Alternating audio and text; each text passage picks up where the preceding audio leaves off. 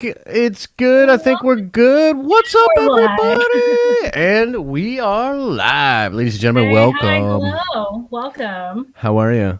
I'm doing great. How are you doing? I'm doing very well. It is good to be here with you, Darren, once It's great again, to be here Wednesday with night. you. I wanted to talk about first Invincible. So, ladies and gentlemen, we're going to probably sort of get into Invincible a little bit. I know the thumbnail, I know the title is all about Wolverine and you know that kind of thing. We will get into that, We will talk but about it all. God damn it! But yes, we've got time. Invincible is at the forefront because Indeed. holy shit, you guys! Like it's so rare that you get excited about a new show coming out that's Yeah. genuinely surprising and engaging, and this is one of them. Holy shit! Yes. And dare I Fantastic. say, like, also, like, I think it's breaking ground. You know what I mean? Like, for real. Like, animated. This feels to me like it could be the start of almost a new genre of adult animation. That's Oh some. yes, You know what I'm yes, for saying? sure. Yeah. Okay, I totally see what you're saying because like Mm-hmm. animation has had its kind of its separate moments, probably like Mm-hmm. starting with The Simpsons, then like Family, South Park, and Family Guy, and then they reach the zenith, and a bunch of other shows like copy them, and it comes a little more into the zeitgeist. Rick and Morty. It kind of did that, but it was more, I feel like, on the tails of the other things. But I would like to see a superhero genre of this where they start doing more animated superhero shit because let's be real, it's a lot cheaper. Yes. Right. Studios, so if you're looking for, a cheaper way to do some really big ideas, then hell Yeah. yeah. And I think the voice actors that they got are absolutely Oh, incredible. I mean, stacked. yeah, totally stacked Stacked. cast. And, interestingly, just diverse in its cast, but playing not necessarily those same race of characters in the show, which I find very interesting. I was like, Yeah. dude, we were sort of just talking about this a little bit on Discord, but I'm like, why not? If you got the talent, if you got the chops, of course, you know Yeah. what I mean? Do that. And really, to me, there was something about this show that feels like anime, and I don't mean that in like in a derogatory sense at all. I actually mean it in a very positive way because anime, especially to the Japanese, it is not considered like for children. You know what I Yeah. mean? It is a huge part of their Oh, culture. yeah, I just Like, watched Attack on Titan. That shit's not for right, kids. It's right. for women lives. For sure, for sure.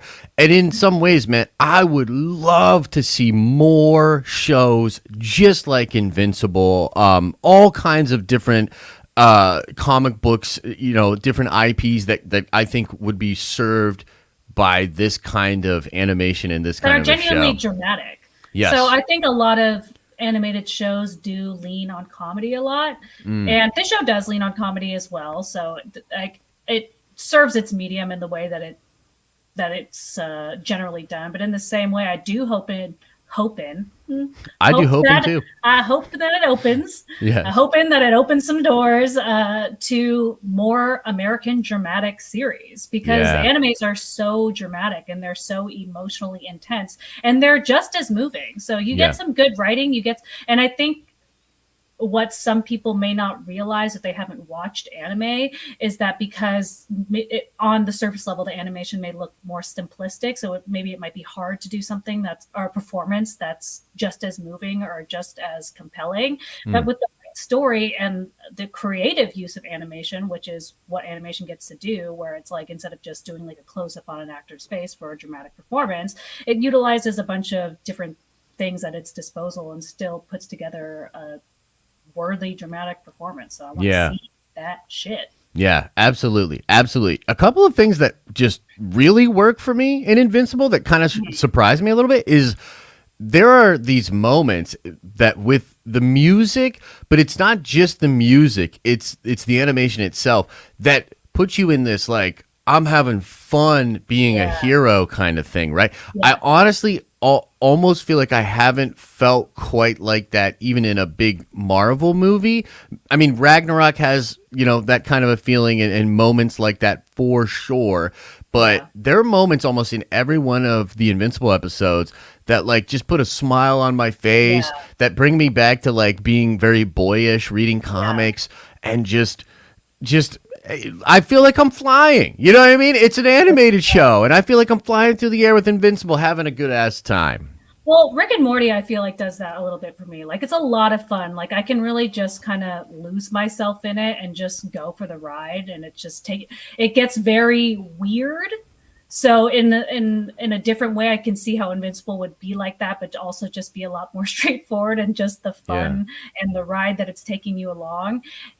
But also, my boyfriend, who's super into the comics, said that the comic is written and staged like that as well. Like he's you know how they're always flashing to Invincible for the name credits. He's like, that's totally a part of it that they're always doing. So the comic panels itself are just as fun and well staged as this show. Nice. And the adaptation of this is like impeccable. So that's great.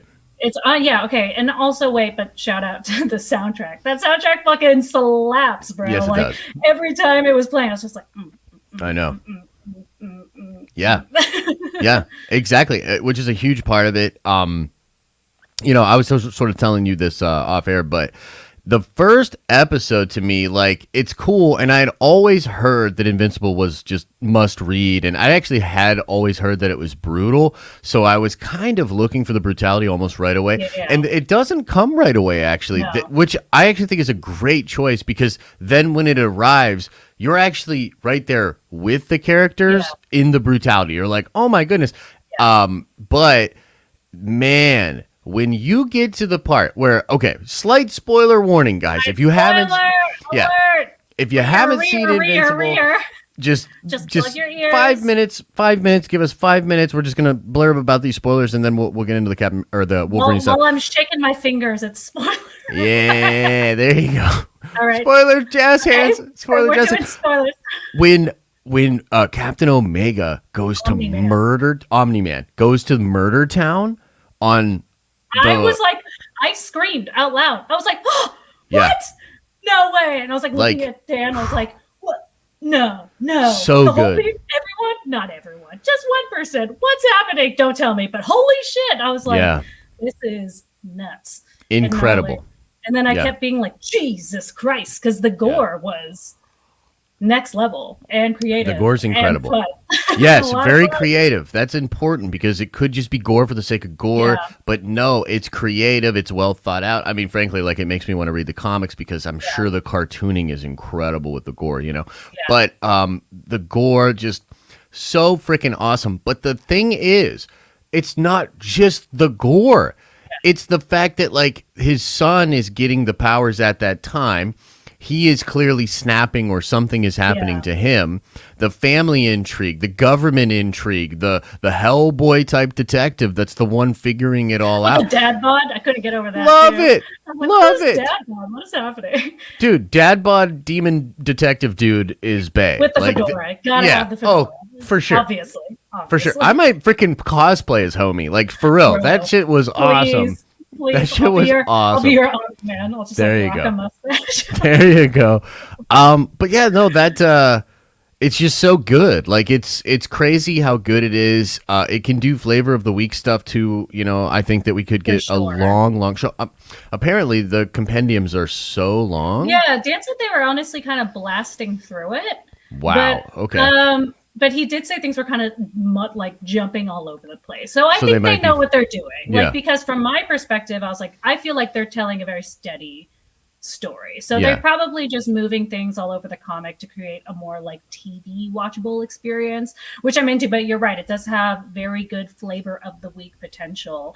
And also, I think we all know when gore is like they're leaning on gore because that's all they have for shock value. Like I get turned off when I'm watching something like that. You can just tell that it's like torture porn or gore porn, and you're like, I get it. It's an edgy show. Congratulations, you guys are so crazy.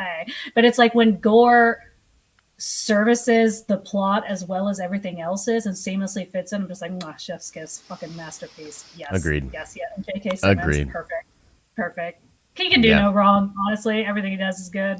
Yeah, it's wild, dude. This is really a surprise for me. I know a lot of people were talking to me about the show. I had sort of slept on it a little bit, and now I'm just so grateful that it's such a dope thing out there that exceeded my expectations. You know, some of the Marvel stuff, and maybe I unfairly keep my expectations too high, but some of the Marvel stuff hasn't been nailing it home for me. it's really nice to maybe go into a place where I don't have those expectations and be blown away, by just Well, great that's what we were talking storytelling. about right before we went live, right? Is that we both went into this show kind of knowing nothing. So Yeah. I literally went in with zero expectations. Yeah. And it's rare that happens. So this was like a rare, very fun experience where I really didn't know anything going in, and it was so fun, and I'm having so much fun. Like I was telling you, like we were going out for like dinner and stuff, and I was just like, I just want to go home. That's a sign of a great show. I want to keep watching it. What's happening? And I am super impressed how invested I am in like every character, even side characters. The mom who's played by Sandra. Oh, I care about her so much. Oh, the gangster dude that does the shell concrete, John. Care about him. What's going on with it? He's my favorite character, dude. He's officially so my favorite character. Every single person. Oh my god. I've wanted to see some shit like that he did in like a comic or like a gangster film for a long ass time. Yeah. I've always wanted to see something like that where I was like, what if the Muscle, you know what I mean? Took the Godfather. Muscle became the Godfather. No, I again in the show didn't see it coming. I love when I don't see things coming. It's my favorite. And sorry to kind of I really enjoyed this last week of Falcon and the Winter Soldier, but it was like an enjoyment in a way where everything that happened, I think we could all see coming. Like there were no like surprises there. Agreed. It was just like, this has been laid out by the show and all the previous episodes. We knew it. And I'm like watching Invincible. I'm like getting genuinely surprised by stuff. And I was just like, this is so fun. I love getting surprised. For sure. The best. And I had a train of thought. Oh, the guy who, what is his name? Jason. He's like in Brooklyn Nine-Nine. He, the one who voices Rexplosion. Oh, Oh my god, so funny. So because like Darren was saying, he's like in the comics, this guy's actually really annoying. Like he's just like a douchebag, and it's like he can get really frustrated. But like the employment of using such a skilled comedic actor to voice him to really take that annoyance off and also make him an enjoyable character. I was like, this show, it gets it. It fucking gets it. It knows exactly what it's doing, and it's the voice work is incredible. Like it really is. It's just a really high caliber show, and hats off to the whole team. I'm really excited to watch the rest of the season. I might even, do. I probably won't do watch parties, but maybe I'll talk about it on streams and stuff like that with everybody because man, I'm really liking it. And looking forward to the potential of more shows like it. Hopefully. Well, that's just like you can feel in your bones, right? Like I like watching a show where I'm genuinely confused at my own reaction to it. Like I'm just like, these moments with Omni-Man and his son are so sweet. I don't get like what's happening, and I'm like, and also I want him and the wife to work out, but also what is happening? Like, there's just so much going on and so many conflicting reactions to the show. Yeah. So my theory, and I don't know because I haven't read the comics or whatever, but my theory, real quick on that, is that it's something to do with their race. And sort of like the more he uses his power, like, you know how Invincible's like snapping, and then every time he snaps, he seemingly gets really like he, and even in the last episode, he's like, you're all fucking dead. And he like snaps and he goes crazy. I think there's a perhaps link to their savagery with their power. Like the more powerful they get, the more savage that they become. Which is interesting because it's possible Invincible being a hybrid might be able to overcome that because of his mother. I'm seeing some real Dragon Ball Z type things going on there. There's like a similar story device with a character in Star Trek Discovery like that, where they evolve at some point in their adult life and their personality, and they go from like a predator or prey to a predator creature. Whoa. And so their like biology changes, and then like and there's this whole thing with like racial subjugation where they get like told this fallacy of like once they change then they die, but it's all to like keep them from changing into this like scary form, but it's not as scary because they actually can master it. It's interesting. So that'd be super cool. I'd love that. I'd love to see that would be pretty freaking cool. But speaking of surprises, and now we shall, and we will get into super chats and everything in the back half of the show, guys. Mr. Anderson here, though, says, just a regular simp sending a simp chat. Don't mind me, Mr. Anderson. Thanks, man. He's my number one simp. What's up, dude? What's up, number one simp, Mr. Anderson? We appreciate you, brother. Okay. Let's Ren says stop hyping up the show. You do this every time. Well, too late. I already did it. Okay. Bad. It's hype. Too bad. It's too hype. Well, all right. it. Speaking of too much hype, let's talk about this Wolverine rumor. This was so cool to hear about earlier. I was very excited to do the video about it. It's so cool that it broke my heart a little bit. Because if it's not true, I'm going to be really sad. I know. So let's put that on Front Street. It is a rumor, okay? And the way I'm kind of reading this is I do definitely think that this idea is at least being kicked around over at Marvel Studios. Yeah. I've actually heard about it before. It sort of tracks with some other things I'm hearing. So I think it's legit. But it doesn't mean it'll come to fruition. They could change it. They could come up with a better idea. They could do something. But I will say, I'll just kind of TLDR what the report is. The report is that they are developing an anthology series for Wolverine. It will have multiple seasons. And apparently the first season is going to focus on his origin or the Weapon X program. So, to me, there's so much to geek out about with this, so much to be happy about, but I've talked about it a little bit. What do you think, Darren? What do you think about this idea? I love it so much that it hurts to think that it's just a rumor. I want it to happen so bad. And I know it's Wolverine is like Spider-Man and Batman at this point. We've seen it a billion trillion times, but we honestly haven't. We haven't. Not really. Because the Wolverine lore is so vast and like touches so many different characters and goes in so many different avenues that you could really do a million things with it. And to me personally, I know everyone talks shit about that movie, but the Wolverine 3, like the origin, yeah. I really like that movie because I like Wolverine escapades and finding out about his weird ass past. And every time they've done it in the Fox movies, they've always done it, but like tied it to that shitty storyline that nobody gives a fuck about anymore. And he's like, but he just can't get over Jean. I'm like, or we could just talk about Wolverine's cool stuff. And they're like, nah, dude.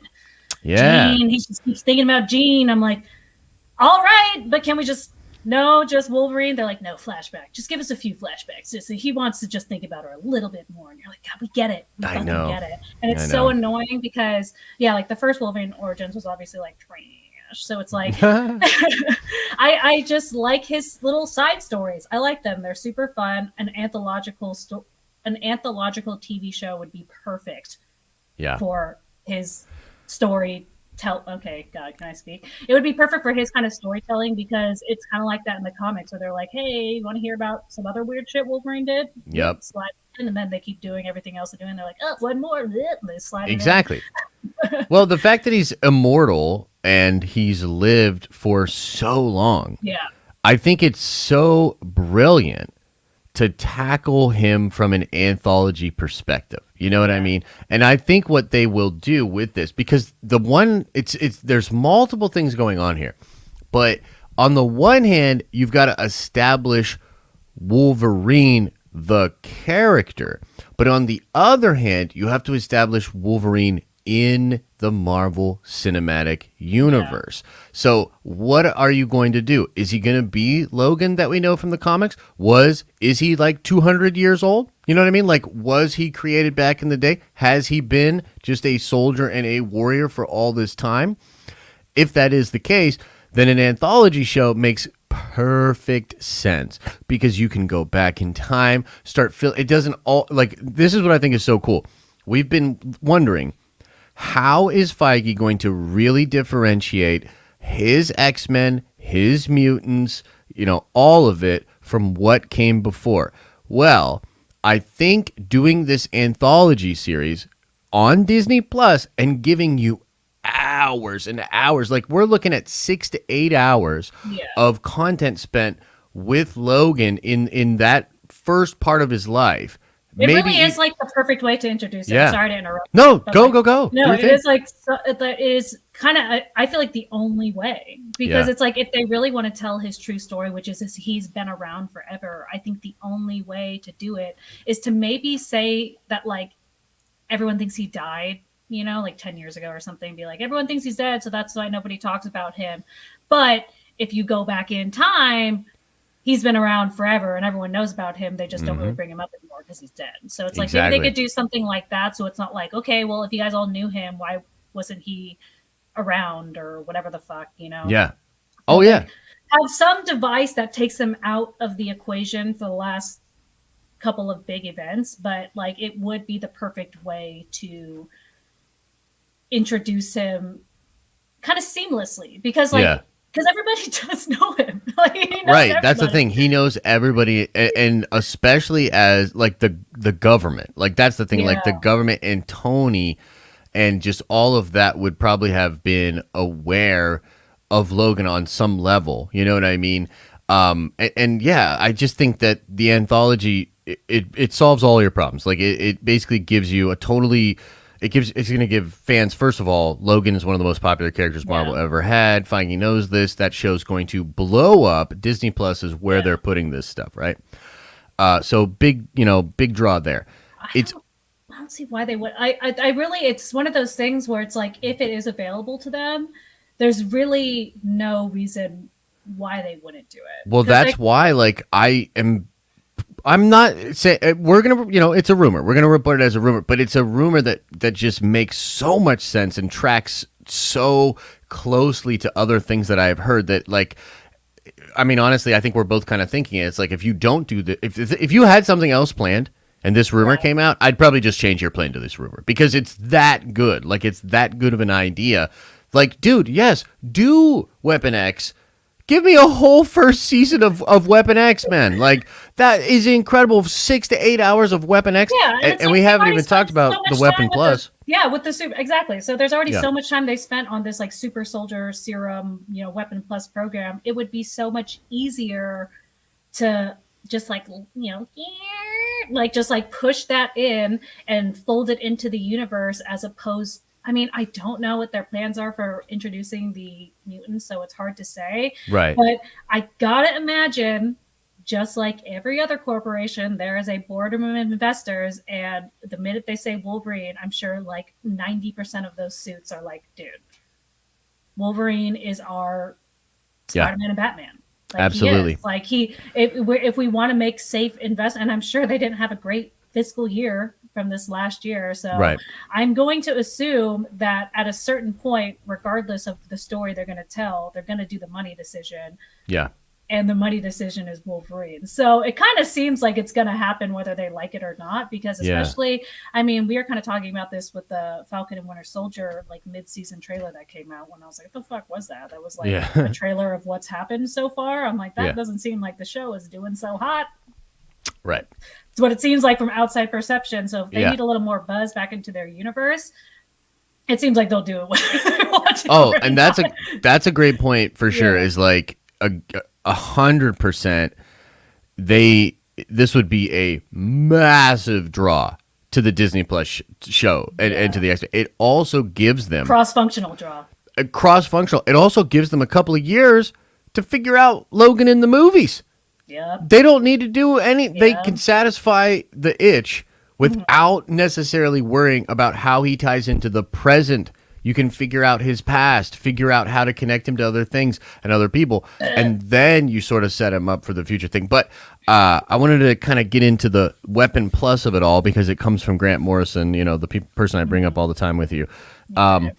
When he sort of took over for New X-Men, he had this little retcon that was so interesting about the Weapon X program, making it the Weapon Plus program, making it a program. The super soldier serum. Yes, involved in that. Yeah. Exactly. So it was a program to create super soldiers, Captain America being the first one, all the way up to Logan. Yeah. Who was the 10th one. Yeah. So it connected all of them together. I think Phantom X is in there. John Walker's in there. Like, I don't know who the whole 10 are leading up to it, but it was fascinating that they made that change. And then there are even comic books with Logan and Captain America together. When there were rumors a couple of weeks back about Chris Evans being approached with a new contract, one of the things that was rumored was him showing up in a Wolverine movie and or show. And so it just seems too perfect for me. Like, it's already perfect, but if you get Chris Evans to come back, yeah, dude. And I feel like if they're gonna do this, they need to do it now, because we talked about this, I think, in the last stream. Like, they're not getting any younger. For sure. Sorry, like the MCU's been around for 10 years, and if this is gonna be a lot of like time travel shit, it's gonna be like young Cap. Yeah. You know? Yep. And so you might as well get all the juice out of young Chris Evans while you can, especially for like a long running show. So, and Captain America and Wolverine would be so cute. It would be so fun. I want to see Weapon Plus. I want to see Weapon Weird Plus. Ass Omega Red. I want to see it so bad. Like, I do. I want it so bad. I want it so bad. Feige, give it to us. It would be fantastic. And I think, I brought this point up before, but just, again, it bears repeating. You take one of your most iconic comic book dudes. Chris as Cap was iconic. Yeah. He was so good. He made Captain America cool. Sorry, he made Captain America. Like I wasn't that into Captain America before Chris Evans became Captain America, and honestly, he changed my mind. I'm not going to lie. I was one of those people where I was like, see, I'm in stories. And you know what's cool about that, too? He didn't change your mind by doing a Chris Evans version. He was Cap. Like, he became Captain America. Right. Like, that's how he changed your mind. He became Cap and humanized a character from a page that is a Boy Scout. You know what I mean? Like, feeling him change my mind. I was like, yo, dude, I'm like, am I going to start reading Captain America comics? Like, is this what's happening right now? Like, what are you doing? Yeah. And then it worked. It worked. Yeah. I've never been like more interested in Captain America's arc than when Chris Evans was Captain America. And that is the power of this, like, multifaceted media monster that is kind of like the nerd universe, right? You get to do print, you get to do animation, you get to do movies, and they all play their part. They all do their part in luring people in. And like, even as someone who's already lured in, I was just like, oh shit. And what better way to do a new Wolverine? Because everybody's going to be like, oh man, how's he going to replace Jackman? How's he going to live up to Jackman? You know what I mean? What a better way than to have him buddy with Chris Evans, Captain America. It's just too perfect. It's just too good. It's too fun. Because then you fast forward in the future, Cap's gone. Oh, I knew him. You know what I mean? Yeah. Oh, it's too good. It writes itself. It's so good. So, I mean, so, guys, if this doesn't happen... makes their character arcs more interesting as well, because... like I was saying with Cap, too, even, like, okay, so, like, the Civil War comics... I'm not gonna lie, fucking, I don't know, when I read those, 18-year-old Darren was, or when did it come out, 2006? Yeah, so like... Something like that, yeah. Like 18-year-old Darren was like totally Team Iron Man, shocker. I know, right? I was like totally like Team Iron Man, and then like, I remember like reading it after like when the movies were coming out again, and then being like,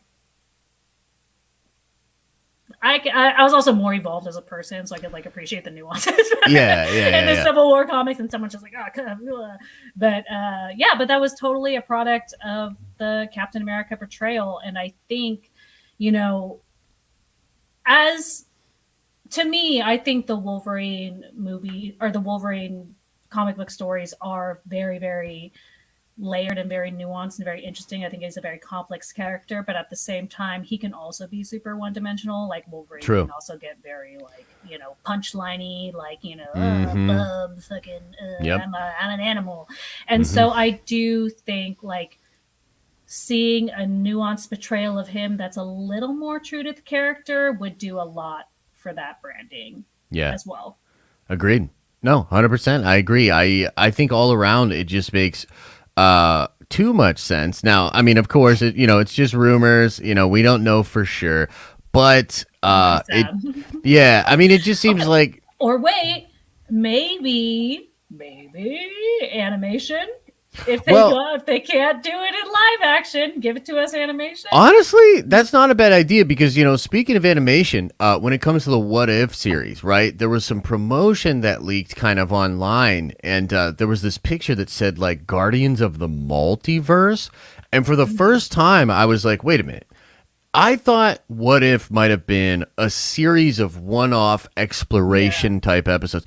If it's an actual story of all of those different characters coming together and doing something, Yeah. that's way cooler than I thought it was going to be. Like Yeah. that, I'm going to be very, very excited for. And if that does indeed be the case, then there's no reason they can't do exactly what you're talking about. And as those actors get older, I mean, as Chris, maybe he doesn't want to get jacked, but maybe he can do the voice for that. Captain America forever. You know, the guy who's been voicing Batman has been doing it for fucking knows how long. For sure. Decades, Jesus. Yep. But like, yeah, I just think there's an amazing opportunity there. Hopefully that Invincible is starting. I mean, obviously DC's been on this game for like ever. Yeah, they've been doing good like, with that. Yeah. Doing their shit. But it's like, I think it really is time for Marvel to bring back like adult animated series. Yeah, I agree. I agree. And not just like Saturday morning cartoons, like actual like drama adult series that like maybe the projects that do get left on the cutting room floor that are just rumors, but they're like, yo, we don't have the budget for that. It's like, well, you got budget and animation. I agree. Now you have Disney Plus. You got to start putting some content on that shit. You know, you got to start making that platform like worth its while. 100%. I'm with you 100% on that. I think there's just so much opportunity. You know, we were just talking about like Feige earlier, and I was like, in some ways, I just think he's just getting started. I mean, the Fantastic Four and the X-Men, he just got them back for real. You know what I mean? And like his situation with Spidey is weird.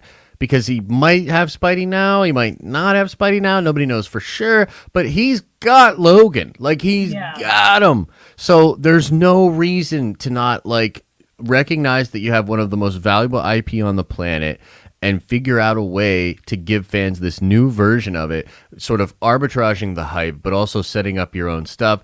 I think this is the absolute best way to do it. Well, okay, so now I have like a follow-up thought to that because it's like you have a little more of your finger on the pulse. It's like DC is so prolific with their animated stuff. Mm-hmm.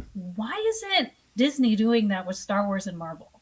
Like, it's interesting. Why though? Because it's like they have so much content to pull from, and that's what DC does. It just pulls like random popular comic runs and like makes it into a one-off movie, makes it into like a one-off series. And it's like with all the like Star Wars extended universe stuff, they could do so, and like not the stuff maybe that they're doing now, but I mean like before they all agreed and the fucking behemoth, they like could pull from that old popular extended universe runs like fucking Thrawn and whatever the fuck. 100%. You know, and just do animated shows. Why not? Agreed. Well, because I think, I think with Star Wars, they might be coming around to this idea, and they sort of became a victim of their own canon, where they made this promise. When they recanonized everything, and then they were like, everything is going to be canon now. Like if you see a freaking bird poop on Luke Skywalker's arm in an animated show, that should happen. You know what I mean? Like whatever, it's like right? Sad, but it's kind of like exactly what they did.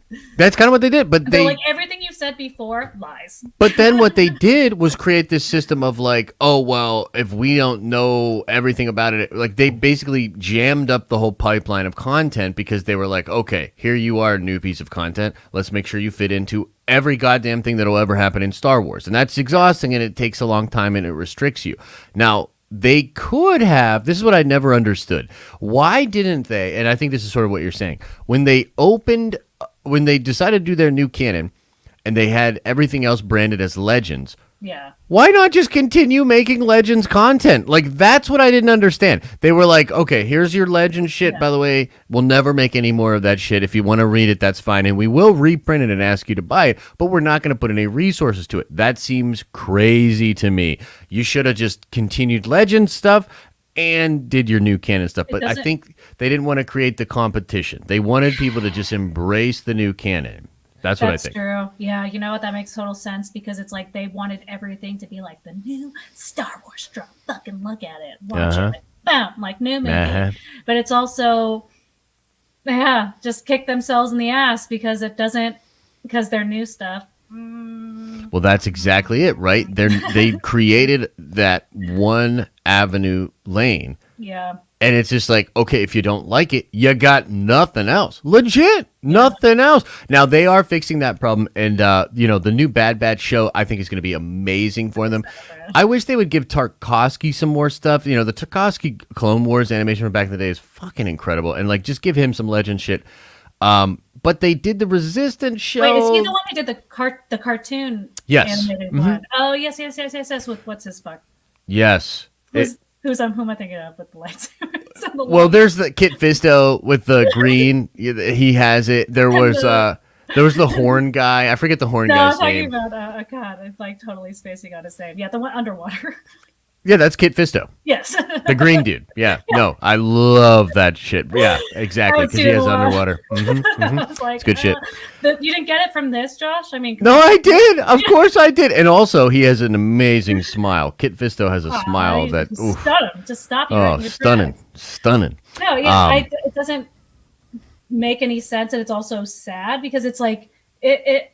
For me, it kind of feels like they're treating the audience like we're idiots. Like we can't like take two things at once. Like we're Agreed. too dumb to like understand like conflicting pieces of work, because I think that's DC's saving grace, honestly, because their live action movies haven't been that great, but they're always putting off these like random animated movies that are like in direct contradiction to each other, that are telling completely different stories and completely different timelines, doing completely different things, but they're like, yeah, fuck it, this is what we wanted to. I know you guys will like it, so we made it. Here, exactly. And we're like, yay, we like it. Isn't that a thing? Yeah, it's interesting. I Star do Wars wish. Is like, can't take more than one storyline at once, or you I know. will get confused, and you're like, I know. It's crazy. It's crazy, but yeah, no, I hope maybe. I mean, here's a crazy thought. Wouldn't it be great if these companies could look around and learn from each other and shit? Like, it's just crazy. Like, it doesn't seem like anybody's fucking paying attention. Like, there's some L's being taken. You don't have to take the same L's. Like, you literally do not. You can learn. You can look at what's happening in the fandom. I feel like a lot of these studios look around at what's happening online in the fandom, and they make all of the wrong conclusions. Like, they're so boomerish about this shit. It's ridiculous. It really like, is it, though. You just look at me, you're like, fucking boomers. It's so crazy to me. Like, this is the thing that really blows me away, is companies would have to pay to get consumer research. Consumer research, they would have to spend money to know what their fans were thinking. And now all of their fans shouted at them 24/7 all the fucking time, and they ignore it. Yeah. Or say it's toxic, or try to hide it, or try to change things. And it's like, yo, you guys are getting so much data for free. Yeah, and you're not making database decisions. It's crazy. And as a young person on the internet, and maybe this is us just like not understanding like the sheer magnanimity of the mechanics it takes to run a studio or make decisions in that regard, but it's not that hard to like have your finger on the pulse of like how people are feeling in regard to something. And like even in a way where it's like, even if people are being unreasonable about something, you as a person can even understand that like everybody feels this way, and it's kind of bullshit. Like, it's not that hard. Or like, where's the core of this coming from, right? Like, because especially as a corporation that's banking millions, maybe billions, you definitely don't have to get petty and offended. You know what I mean? Like, at all. First of all, you never cared what they actually fucking thought. You just cared insofar as they would spend their money. So I don't really understand where all this emotion and pettiness comes in, even if the fans being a dick face. Yeah. It's still a tally. It's still a bean on the counter. It's still a rice on the scale. Like, I feel as though these people are not being adults about this situation. You know what I mean? In a lot of ways. Or boomer or way adults. too boomer adult. Yeah, I guess that's true. That just don't get it. Or maybe, honestly, true, maybe it is a petty thing in the regards of like, hold on. Boom. Boom. That's a burp for you.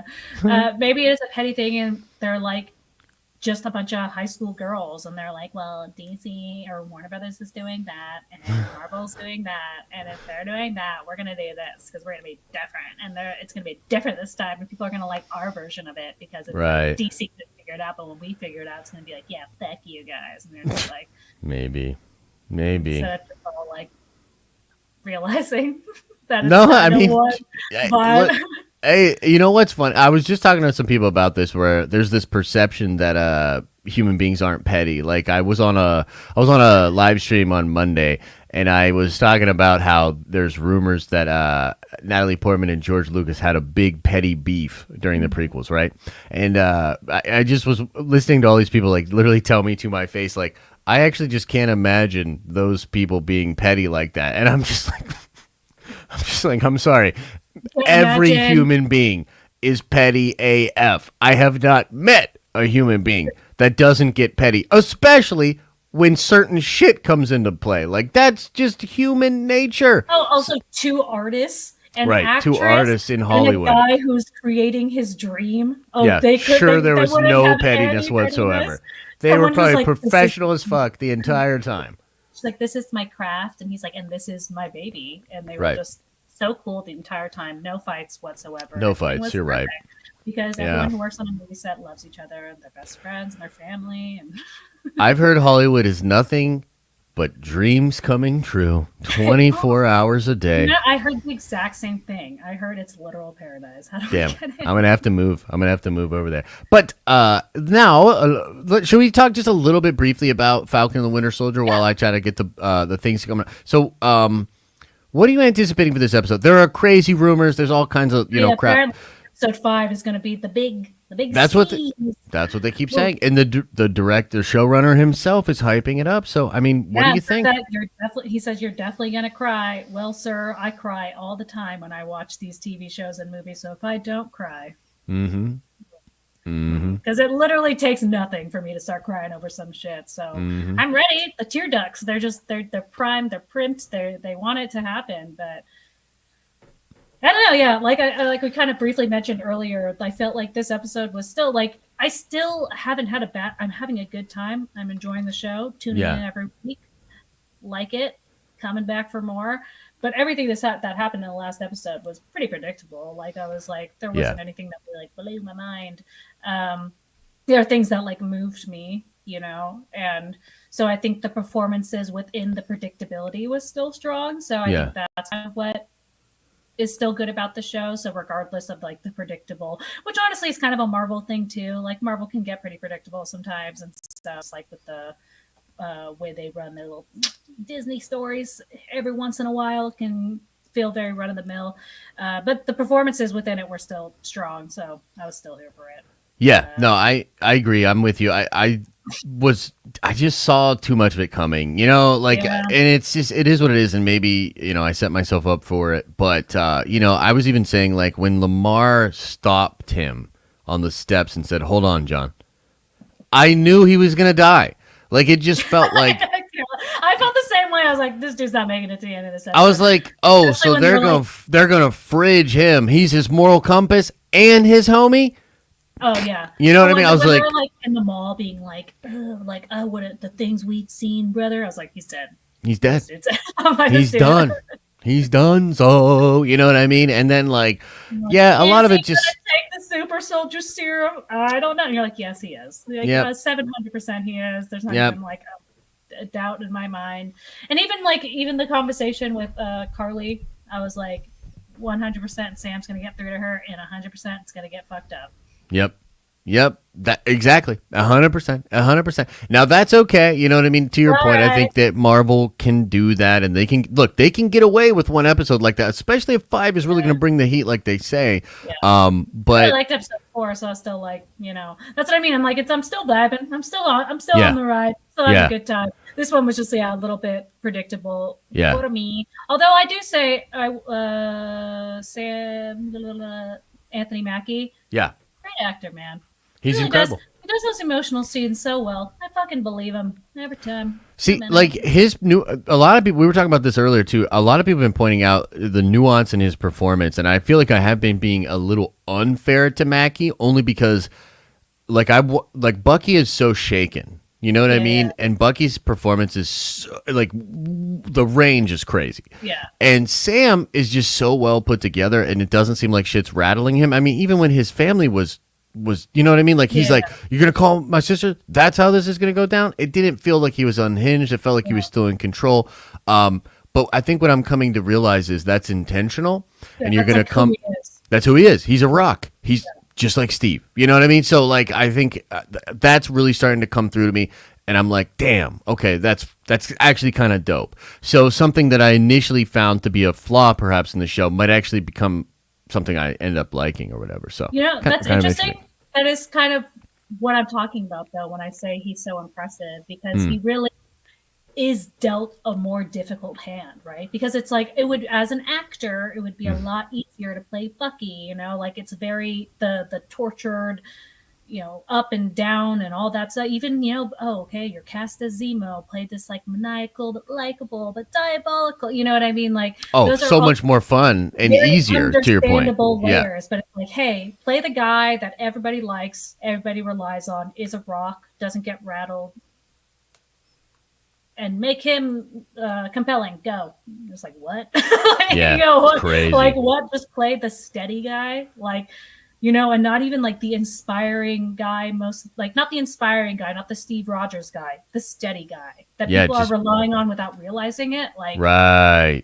That's a great point. Yeah. So difficult. And like Anthony Mackie is truly a compelling performer and actor. And I just feel like, yeah, and that really stood out. Like even in his scenes with Carly doing like the therapy and stuff, I'm like, God, he even plays like that, like a therapist so well. Like I want to fucking tell him my secrets, God damn it. Like I'm just wanting to see, like, you know what, I was really focused on that too recently, because I truly believe that he might actually try to help John Walker even after he whoops him and takes the shield, like because of his like experience, right? And I was like just thinking about some of the moments when Steve saw him with the other vets, and it just really makes you realize at the core, the quality that Steve Rogers saw in Sam that made him pick him to carry on the legacy. And it's really cool, you know, and it's really nuanced. I think Malcolm Spellman deserves a lot of credit for the nuance and the ways that he is handling this entire series and the different issues. I am personally really hoping that 5 is as good as people are saying, because I have been up and down on the show. Frankly, the lack of action is frustrating to me as a fan. And so, like, I need a little bit of my fanboy unfair desires to be all the super soldiers. I was like, there's no action, dude. I'm sorry. There's no action. There was 2 minutes of Dora Milaje fighting. I was furious. I was furious. Everybody loved it. And the thing that was crazy is people were telling me I was crazy. They were like, you're crazy. That episode is full of action. No, it's not. I went back and literally counted it frame by frame. There's like less than 5 minutes of action in a 50-minute episode. It's not constant action, guys. It's not. And like, it's okay. I love them so much. Like I feel like I hear the drums of Wakanda every time. Yeah. Like it's just there. But you know what? I mean, look, I don't want to harp on it again, but there was something that sucked about the Dora Milaje hanging over the whole thing and not coming in at a crazy moment. They came in after everything was chill. You know what I mean? Yeah. Like, I also felt like that was a weird device when she's like, I'll give you 8 hours or. Yeah. It was all just kind of like, It felt weird. I was like, well, I wish you didn't. You know what I mean? Like, I wish you fucking just came in and went crazy on shit. That's what I wish. I wish you made it harder. Like, I don't know. Yeah. Like, it feels very like, and maybe that is, you know, hinting at this relationship. So I'll give you the grace to do what you want to do. But even then, like, then he got like away. Would have been cool if you just, didn't. Let him get away, and I was like, "What is happening?" That's another thing that I don't even want to talk about. Is like, oh, okay, and Zemo just gets away. All right, like, you know what I mean? Like, come on, Dora Milaje, like, no. Anyway, yeah, and I know the superhero, the new superhero serum peeps, whatever, the Flag Smashers are like very inexperienced and they don't really know what they're doing. But I would have liked to see more action scenes that were like hella messy. Like that would have been really, like, with the right fight choreographer. I think that would have been really cool to see, like a really like messy, like kind of for a name called the Flag Smashers. I ain't seen them smash shit. You know what I mean? Like, for real, they haven't smashed shit.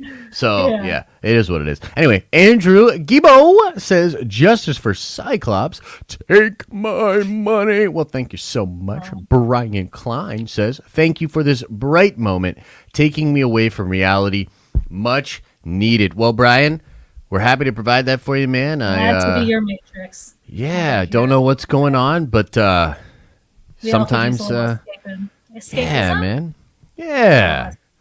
And we're very happy to provide any kind of relief for you, man. So just kick back, relax, and Take a chill moment. Second player says, take my nerd coin. Invincible is great. Amen, dude. I am loving it. So much fun.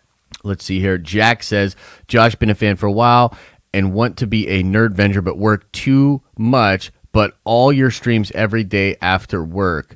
Want to be a Nerdvenger, but work too much, but all your streams. Well, look, I appreciate the love. It is great that you find some value over here. We love what we do, so we love when people love what we do. Thank you, Jack. And then you follow up with, Josh, when Wyatt was asked if he's met Evans, he said he walked past him. Do you think he was referring to when he auditioned for Captain America? So, frankly, I watched that video over and over again. We watched it several times on the stream. I've watched it privately.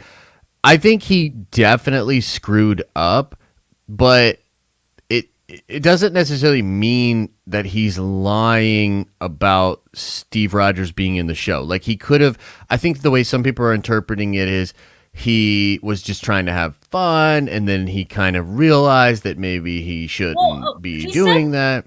Well, didn't he say the part about, like, oh, you'll just have to watch to the end of the show to find out? Wasn't that before? He says that, like, at the end. It's so weird. Like, that's another thing, is that, like, if you know you're fumbling, it's so weird to end by saying, well, you just have to wait to the end of the show, and then everyone will be like, oh, wow. And frankly, like, the way the other person doesn't follow up on it is weird as well. Like, the whole thing is weird. Yeah, I mean, he also could, that was like a weird video. It was hard to get a read on that one, too. Yeah. Because it kind of did just seem like maybe he was saying, like, you'll get a better feel for my character, just watch till the end of the show. Because, like, he was talking about in the whole interview how, like, he's, like, the MCU punching bag right now, but it's, like, been a lot of fun. Yes. It's, I mean, frankly, like, I'm not gonna, my thing is this, like, I'm gonna get hyped about it. I think that Old Man Steve could be in the show. Yeah. I think it's a low percentage chance, but ultimately, like, I'm not gonna be super pissed at Wyatt Russell if he did this. You know what I mean? Yeah. Like, I know I'm having fun with it, and I was saying some shit on Twitter or whatever, but, like, this is not the same thing as the boner thing to me. Yeah. Like, this would be Wyatt Russell, you know, maybe making an error in judgment and just trying to get people excited. This is not like casting Evan Peters, knowing expectations would build towards that, intentionally making that into a dick joke, and then being surprised that the fans get upset. That is a totally different thing. You know what I mean? And even if he did know he was going to be in it, I feel like it could also be perceived that what he was saying wasn't alluding to that at all. You know what I mean? So it's like, he could know that he's going to be in it. And so when they're asking him, like, oh, have you met him? He's like, oh, I don't know. I just met him on, like, a red carpet. It was so like, weird. The way he was answering it, I was like, what, bro? Like, yeah. But, hey, fun to talk about. Again, I'm not even that mad either way. John Walker, the real Captain America, says, that's my damn shield. Stay out of my way. Oh, boy, John. Whiskey Steve with the very generous $20 holler says, first time catching this show. Had some technical issues earlier with you, Josh. It's all good, brother. But working them out. Cheers to the Nerdvengers. Hashtag Danny DeVito as Wolverine. Don't have much whiskey left, but cheers to you, Whiskey Steve. Yo, I actually last Saturday was drinking. I'll double check what it was called. I was drinking the best whiskey I've ever had, legitimately. Okay, and I don't go hard on whiskey. You know what I mean? But this whiskey was so good. I had like 3 or 4 huge glasses. Tell me, you know me, I love my whiskey. Whew, I was hammered bazammered. Now, luckily, I was at a neighbor's house, literally, so I got to walk home. But I told my friend, I was like, the last thing I remember was dapping you up, and then I was like, I remember like walking home, but it felt like I was in Jurassic Park because I was hammered, and it was raining, and I just moved, so I was like, where's my fucking house? I was like, I didn't even know for sure, like, which house was mine. Someone opened the car door and you feel it's like the T-Rex stomp. Right? Dude, I was like, oh, shit. Like, you know what I mean? But fantastic whiskey. I'll find out the name of it, and I'll let you know. It was very good. I'm still petitioning for, if we ever do the Nerdvengers theater thing, that we should watch Jurassic Park. I'm into it. That's my number one suggestion. I'm into it. All I want to watch in theaters is Jurassic Park. I love Jurassic Park. That is such a good theater movie too. We could do something like that for sure, for sure. John Smith of $5 Holla says Josh rocking the tiger palm tree. Hashtag chef kiss. Hashtag Danny DeVito as Wolverine. Let's go, John. Danny DeVito as Wolverine. Under like 60 years old. Yo, I keep pushing for it though. And you know what would be really funny is Danny DeVito as Wolverine versus, this will be a multiverse thing. Danny DeVito as Wolverine versus Peter Dinklage as Wolverine. Let's go! Call it the little big Wolverine. Just like two old dudes trying to make it work. Let's go. Both those dudes are so old, their knees. There's just be like multiple cutscenes as it like rolls into a stunt double. Dude, beefy stunt doubles too. Like that would be so ridiculous. Like a bad action movie where they keep doing like an over the shoulder turn, like and they're like back. Exactly, dude. Oh, that would be great. Now I gotta see it. Owen Rhodes says, I've read the series twice through now, and I still can't get enough of it. The 144 issues go by so quick. Can't recommend it enough, says Owen. I believe you're talking about Invincible. Yeah, man, maybe I'll give it a shot. I mean, I am enjoying the show. So there's so much to read, so much to ingest. I know, and I'm behind on comics in general. That's another thing I want to get back on, and I want to get back to DC and Marvel. I want to talk about them on the Wednesday shows, you know. And it's like, this is, for the sake of the stream, man. I know. Yeah, we gotta watch this campaign. Yeah, and it would be great to maybe get something going on with comic book shops eventually as well, you know, and trying to help out the locals because, I mean, you want to talk about an industry that got beat up during the Rona Bobono. Whew. It was rough. Rebel Fox Music says, tried to be a cool professor and talk Falcon and the Winter Soldier theories with my class today. None had seen it. So now I'm just a Professor Mega nerd. At least I have you all, says Rebel Frog Music. That is unfortunate. You know, it does speak to your theory and now my theory too, that it's just not hidden. Yeah.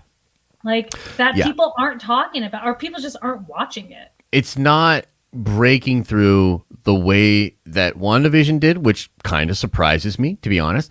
And it's certainly not breaking through on the level of The Mandalorian. The Mandalorian was, and by the way, like I knew, like people, I love people, and I love you guys with your perceptions and everything like that. But analytics is kind of my fucking thing.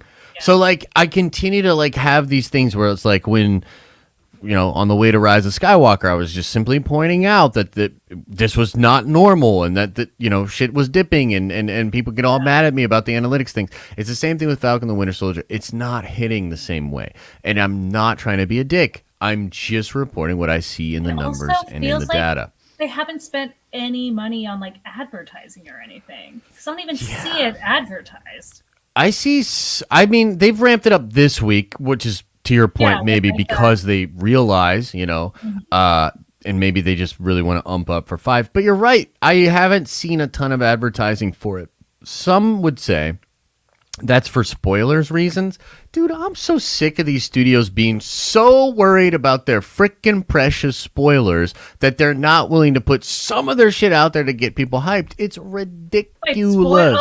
Like if people watch the advertisement, then they don't want people like me looking at their trailers and being like, oh, well, I found this 7 articles 6 months ago where this guy said this, but boom, Wolverine's in the show or whatever. You know what I mean? Like they don't like that. And it's well, Falcon Winter Soldier, y'all been pretty predictable so far. Yeah, so you could use a little bit of that for sure to get people on the train. Yeah, I personally haven't seen any advertising for it, and I saw advertisements for WandaVision.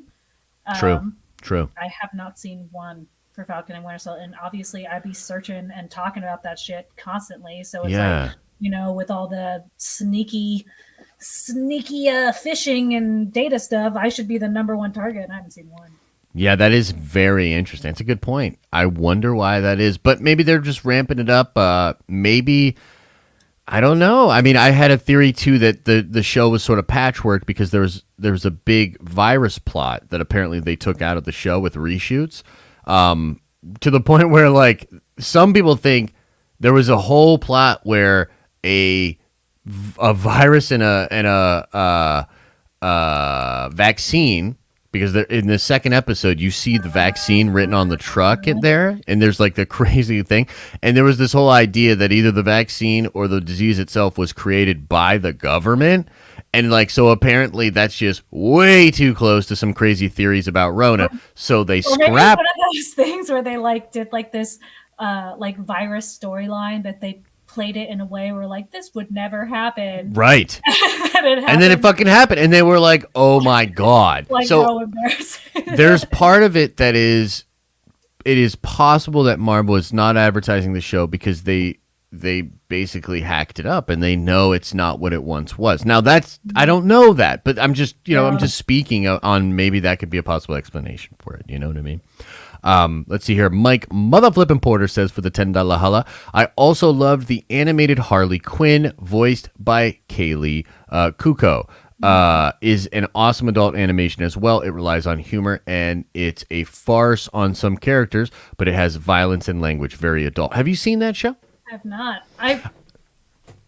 I've seen like a couple of them. Yeah, I've seen a couple of the episodes. My friend has sent it to me and told me to watch it because this was when I was like, I don't know, like I'm not super into Harley Quinn. I read the Harleen comic and I really really liked it, and I was like talking about it to a friend of mine. Nice. And I was saying that I don't really like Harley Quinn as a character that much. I'm like, she's kind of I don't really like her either. But I read this Harley comic and I was like, oh my god, it's kind of so good. I can't stop looking at it. Yeah. And then he was like, oh, you should watch that animated show. Well, you know what's funny is, so I feel very similar to Harley as I do to Deadpool. I'm actually not a Deadpool fan. You know what I mean? Like, I just can't read Deadpool. I just can't. We talked about this. It's like too much. It's too much. And I feel the same way about Harley Quinn. But you know what the difference is? They're making an R-rated Deadpool animation that I think is going to go on Hulu, that I think will tie into the MCU with Ryan Reynolds. And legit, I probably wouldn't watch that except for that last part. Ties into the MCU. Like, legit.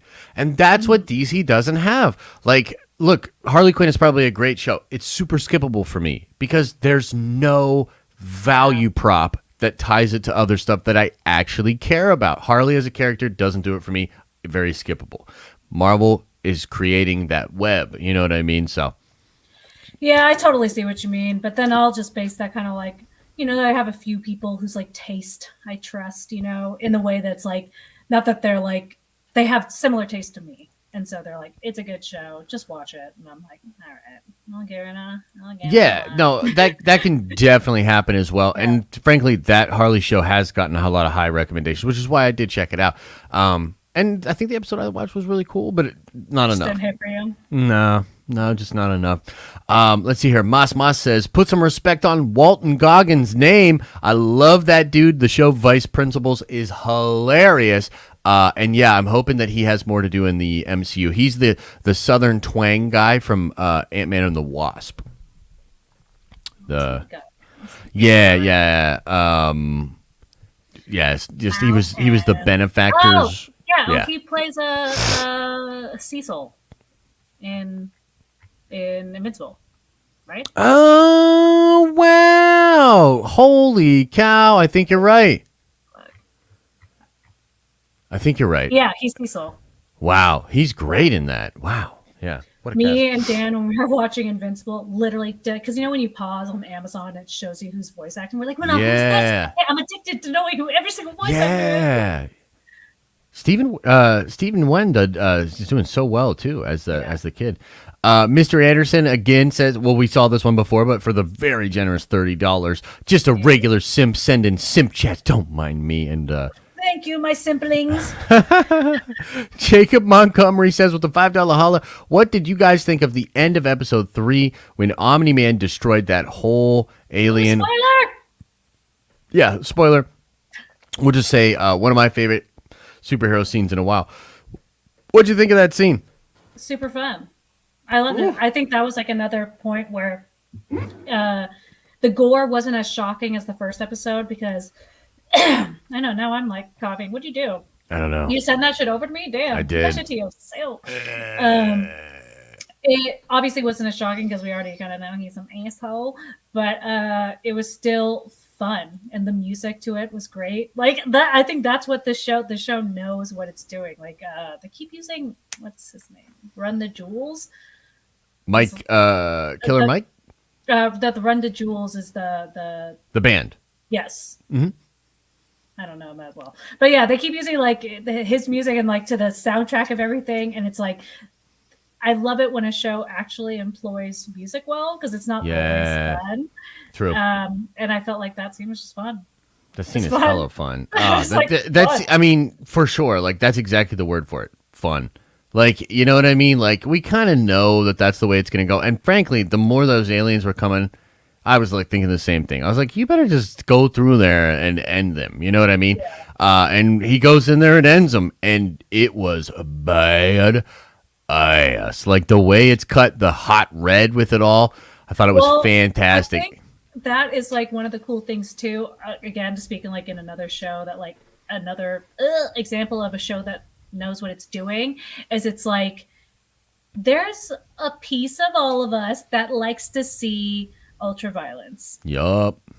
There's like a piece of us that like wants to see like hyper contextualized examples of like really naughty shit. And so it's like when you have a character that's bad, it's like the show's like, okay, we've established a big baddie. You want to see him do some bad shit? And we're like, yes, please. Yes, sir. And then they give it to you and you're like, yes. Like, it's just the perfect yeah, it's a nice follow-up scene to the like what he just did, you know? It wasn't like, oh, do you want to see more like tortured, like weird, like character exposition of, because it's like the show does enough of that, right? It's like you're so confused watching Omni-Man. You're like, what is your deal, bro? Yeah. And so it's like, hey, do you want to just see him do some badass shit because he's a bad person? You're like, yeah. Totally want to see that. Absolutely want to see that. Jacob Montgomery says, we already did that. Yeah, the end of episode 3 was incredible. Jack says, love Invincible, Josh. You should read the comics because Kirkman wrote the show. Planning on making more season. The comic is different from the show. That's awesome. Maybe I'll check that out. Faux show. Big Stevie with a very generous $50 says, here's a little simpin' for Miss Darren. Josh, get Darren a mic. We could definitely figure that out. Darren, I think, has like a, what, you got a snowball or something, right? I have a Yeti mic. But I think the problem is when it goes through the streaming platforms. I don't know. I haven't exactly figured it out, because it's like if I just use it by myself, it's fine. But then on the streams, it's like a little more, who the fuck knows? But I can also get a nicer mic. Guys, I can just we will certainly figure that out. Actually, I'm planning on doing a little like upgrade thing for Lavis, and then we can probably get you hooked up on something too. But no, absolutely, man. We want to get me. It's been on my radar. Okay, I'm gonna do it. All right, I'm gonna. We're both been, we were just talking about this off air, but we both have been kind of busy, but also still wanting to continue to do the show. So we've been going each week, but frankly, Darren and I have both not had the proper time to try to develop, to try to get the show, upgraded in production, to try to get her production upgraded. So much for bearing with us while we're figuring it out, because honestly, me and Josh did start at like a super busy time for both of us, and we've been kind of getting like coming back together on Wednesday, but then being super busy every other day of the week, and then coming back, and it has been a work in progress that we haven't even got really the time to work on, and now we're doing it. So I feel good. I feel like we're fine. We're on the same page. We're moving in a good direction, and it's really a credit to just, I think, some of the natural chemistry we have, because we were able to just kind of get in there, you know what I mean, and put on a show. So thank you, Steve. We appreciate the love, my friend, and we will get her hooked up. Mike says, Wolverine series in the realm of the Highlander series, where they jump back and forth between his past and present. Wolverine is a perfect fit. That's really cool. I suppose if it is an anthology series, it could be Wolverine from the future, sort of Princess Briding it. But I also think there's something to be said for them perhaps buying themselves some time and not, needing him in the present. When we said anthological, it was gonna kind of be that, like, getting to know him today, Yeah. but also doing like mostly flashbacks. Yeah. Yeah, that's fair. That's a fair take. Kind of makes sense, huh?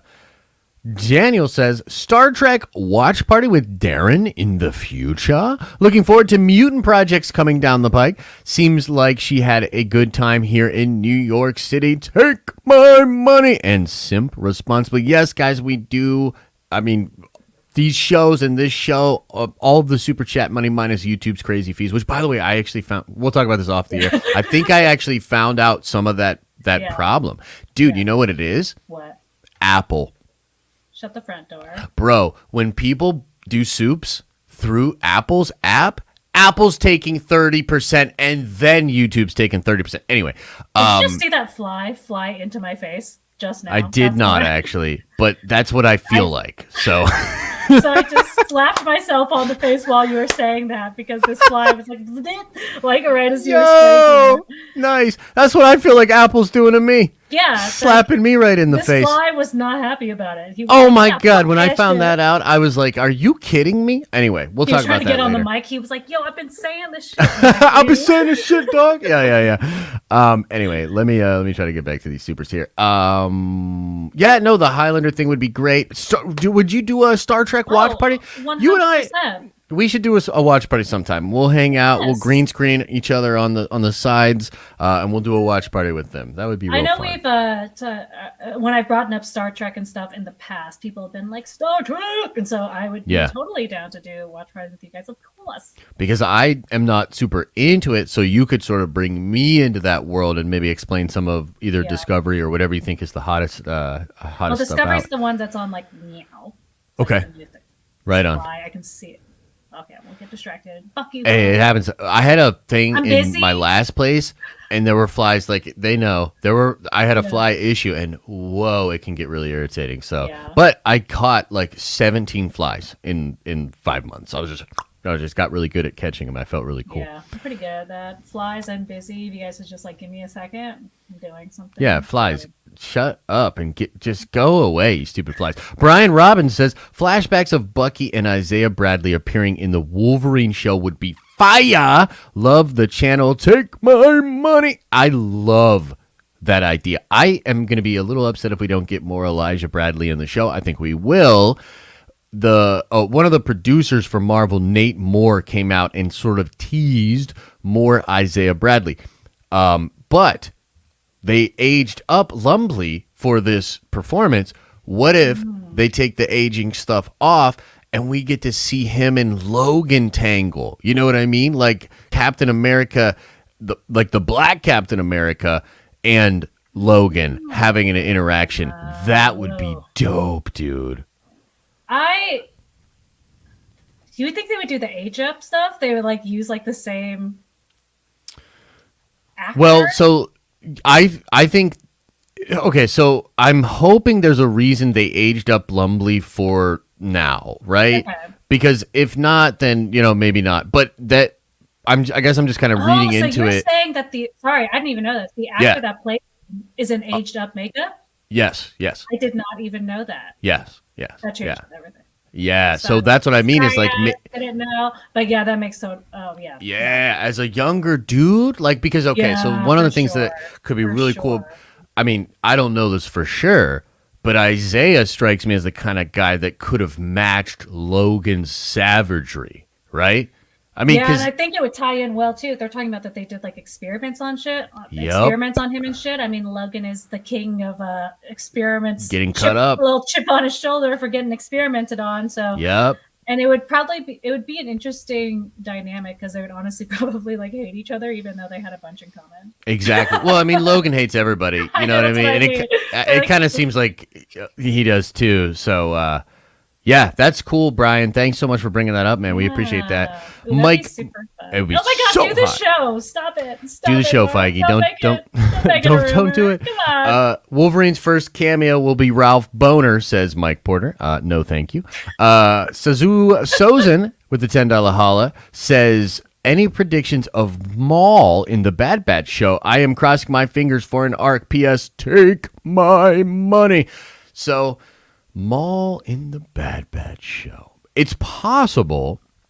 It is possible, especially because you could be lining Maul up for the Solo time period where he does consolidate the power with Crimson Dawn.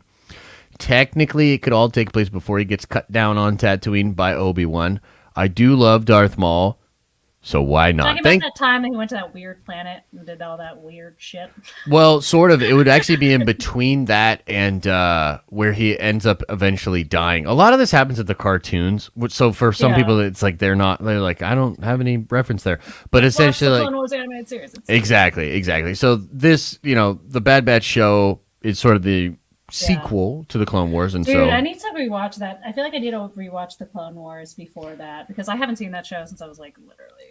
Well, definitely gotta at least watch the newest season 7. Did you watch that at all? It's only 6 episodes. They redid it. I'm reacting this way because it was one of those things that I was about to watch, and now I'm realizing why I don't know why I didn't. Well, yeah, no, that I honestly think you could probably skip like some of the middle episodes, just being real. But I will say the last 2 episodes, maybe even the last, I think it was 7 episodes. I don't know. I actually don't even remember how many episodes at the end. But there's episodes with Ahsoka and Maul. I think it's 3 episodes. Yeah, that sounds about right. 3 episodes. It was incredible. Some of the best Star Wars I have ever seen. Like, incredible. It actually elevates moments in the original trilogy and in the prequels. It breaks my heart to watch basically Ahsoka confronts Maul at a moment when Maul is finally understanding the Emperor's plan, and he understands that Skywalker's the key.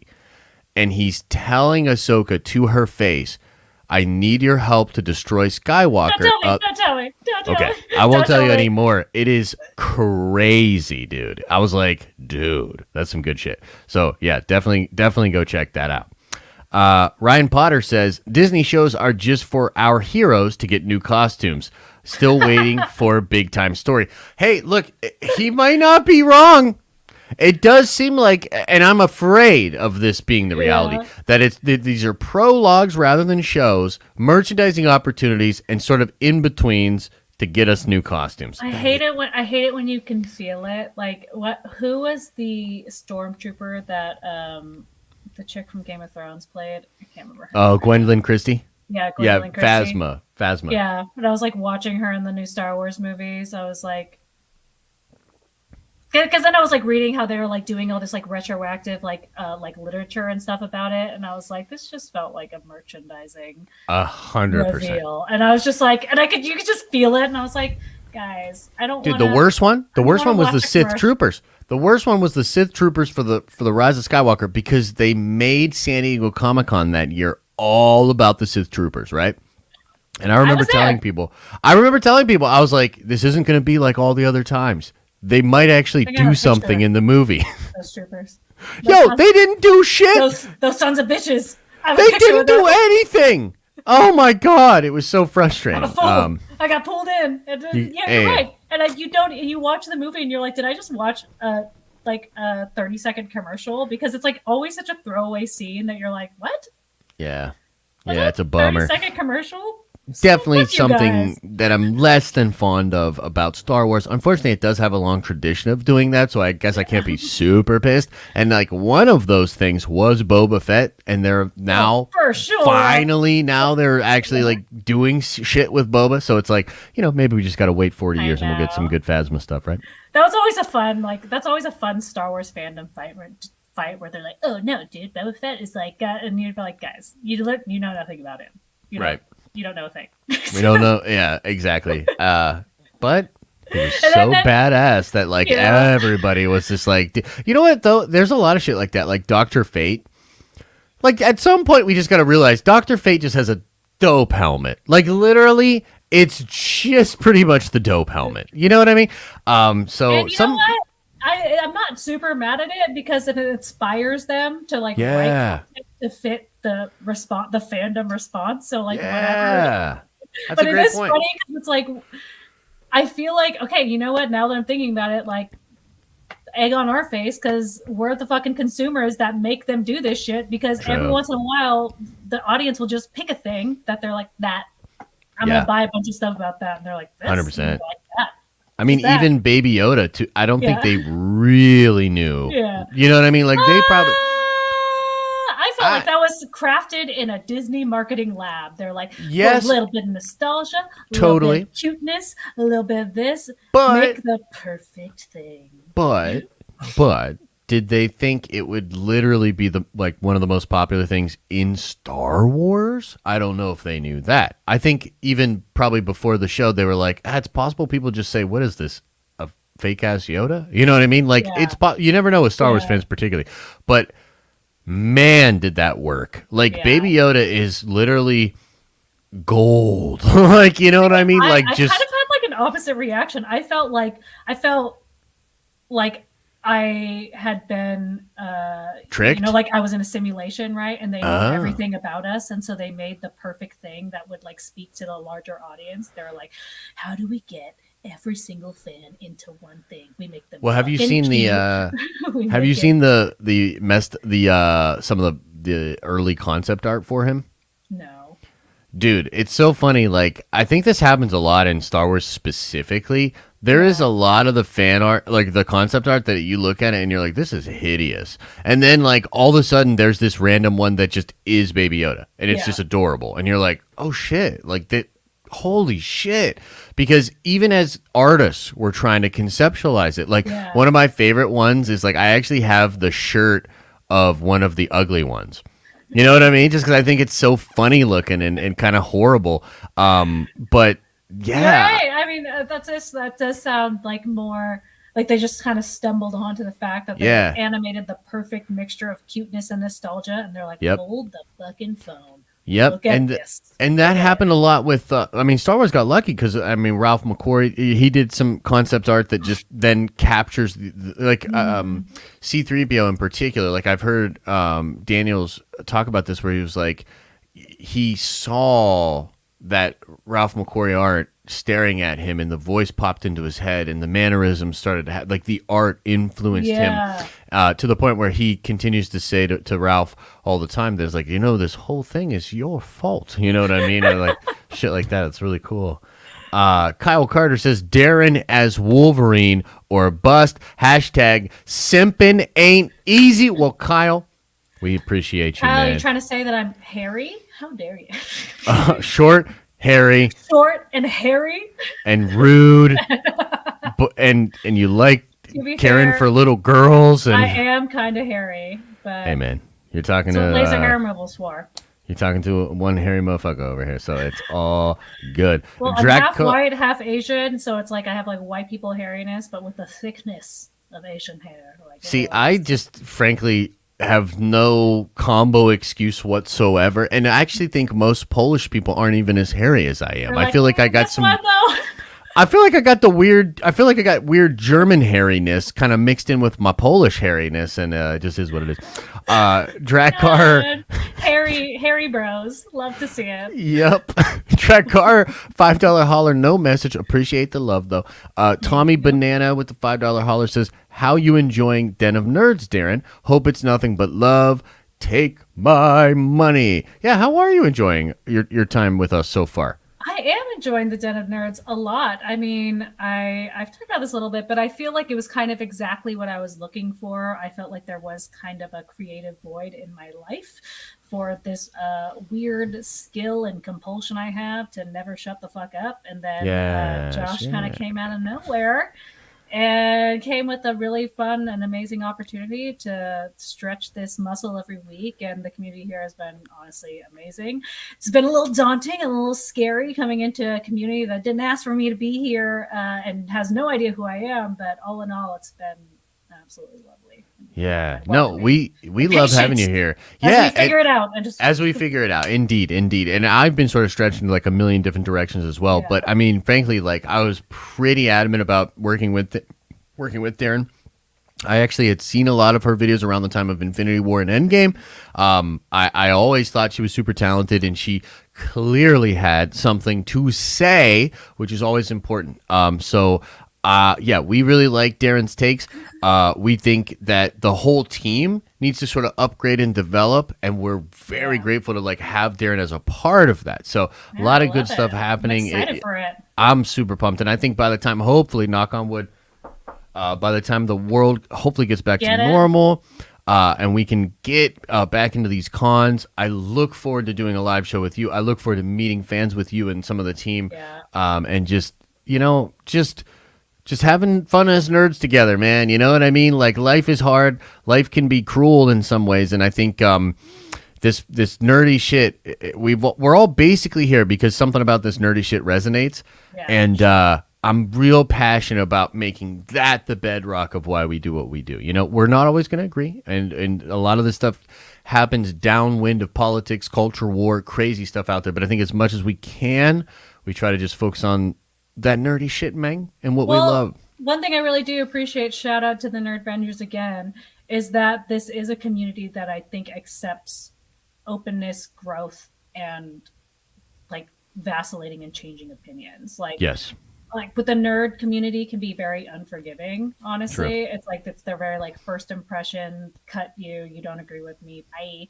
And it is really nice because, again, there is something that really brings us all together. And I'm not even saying that's the real nerd community. That's just like kind of what it can seem like at face value when you're not really like looking into it. And I think what the Nerdvenger community does is create a space for people to just get together to really love stuff, man, and have a difference of opinion and walk away and think about it and change your opinion and grow. And it's the best. Yeah, it's really cool. And it sort of snowballed into like, we'd always had these ideas and themes and always tried to convey it in the content, but really like with the streaming and the community and the Discord and just some of the things that we have at our disposal, it really is a lot of the community stepping up, talking to each other, forming bonds, you know what I mean? And really allowing very hard and nuanced conversations to happen. And yeah, it's been really incredible to watch. It's crazy, that it's worked, frankly. You know what I mean? Like, Josh, you should be really, really proud that you've created a space for nerds to disagree, like, amicably. Yeah, for sure. But you know what it is, though? It's kind of like that if you build it, they will come kind of thing. Because, like, frankly, like, it is nothing without the people that show up every day. You know what I mean? But I do think, of course, to build those walls and to create that idea, and then really just to hold yourself to that same standard, go through the hard processes of trying to be open, trying to not get triggered yourself, and the growth that myself and the whole team has done, it has been a big part of it. But again, like, without any of them, it's nothing. You know what I mean? So like, this was what is fucking phenomenal about it. It proves that there are a lot of people out there that, despite the craziness of the world that we currently live in, they desire something different. They desire something less divisive and want to get back to that love. That is inspiring to me. You know what I mean? Well, like, even as you were talking about on your stream this morning with just kind of like the perception of the Star Wars nerd community, right? Yeah. Like, the outward perception of people who aren't in the nerd community is just like really negative sometimes, and they don't really like see the nuances within it. And I think it is because people are so passionate about like what we're talking about, and they're like, why are these crazy people getting in like legit fights over people who don't exist? And it's hard to explain to people on the outside looking in who just like don't really give a fuck. But it's like that passion, while it can, rile up some real emotions, it's rooted in something really wholesome and really that's honest. True. And I don't know. It's nice, man. It's really nice. I love it. Is nice. It's nice. It is, and it's. I mean, man, it fires me up every day. You know what I mean? It's easy to dig deep and to do all the crazy shit that I do when you have this, man. You know what I mean? Yeah. And you've got these kind of people counting on you. It's a special fire in the belly. It really does. It really does make it. Oh my God, I love this like really reverse simping that we're doing right now. I know, right? It is nice. No, it is. Brendan Blancard with a $10 holler says, "Big fan of the show. Den of Nerds entertains us more than Marvel themselves. Take my money." I know. I sort of made that point on Tuesday when I did a stream with Paul from Heavy Spoilers, and I kind of like put him on the spot a little bit. And I said, like, Paul, like, you entertained people during WandaVision more than Marvel did. The show, like, the show itself wasn't that great, bro. Like, I'm sorry, it really wasn't. Your speculation is what kept people like going, and we played a part in that too. But yeah, man, I kind of frankly feel that's not even that far off. You know what I mean? Yeah. I mean, when a show's not hitting, us bitching about it, or I guess I'm not going to live myself in. You have like a better stand. You've done more work, and you bitching about it is kind of the fun part about it.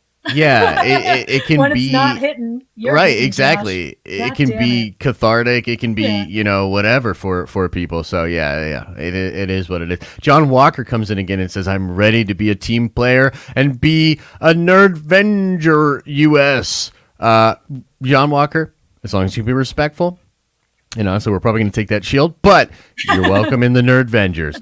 Elisa Scott with the $5 holla says, been a long day, but the show has been great. Simp responsibly, my fellow NERDVENGERS. That's very sweet, Elisa. Thank you so much. 34 Virgo says, but truly, Josh, it's only an hour, so there is only so much time for dialogue and action to build the plot for only 6 episodes, to be honest. 34 Virgo, I totally appreciate and agree with what you are saying.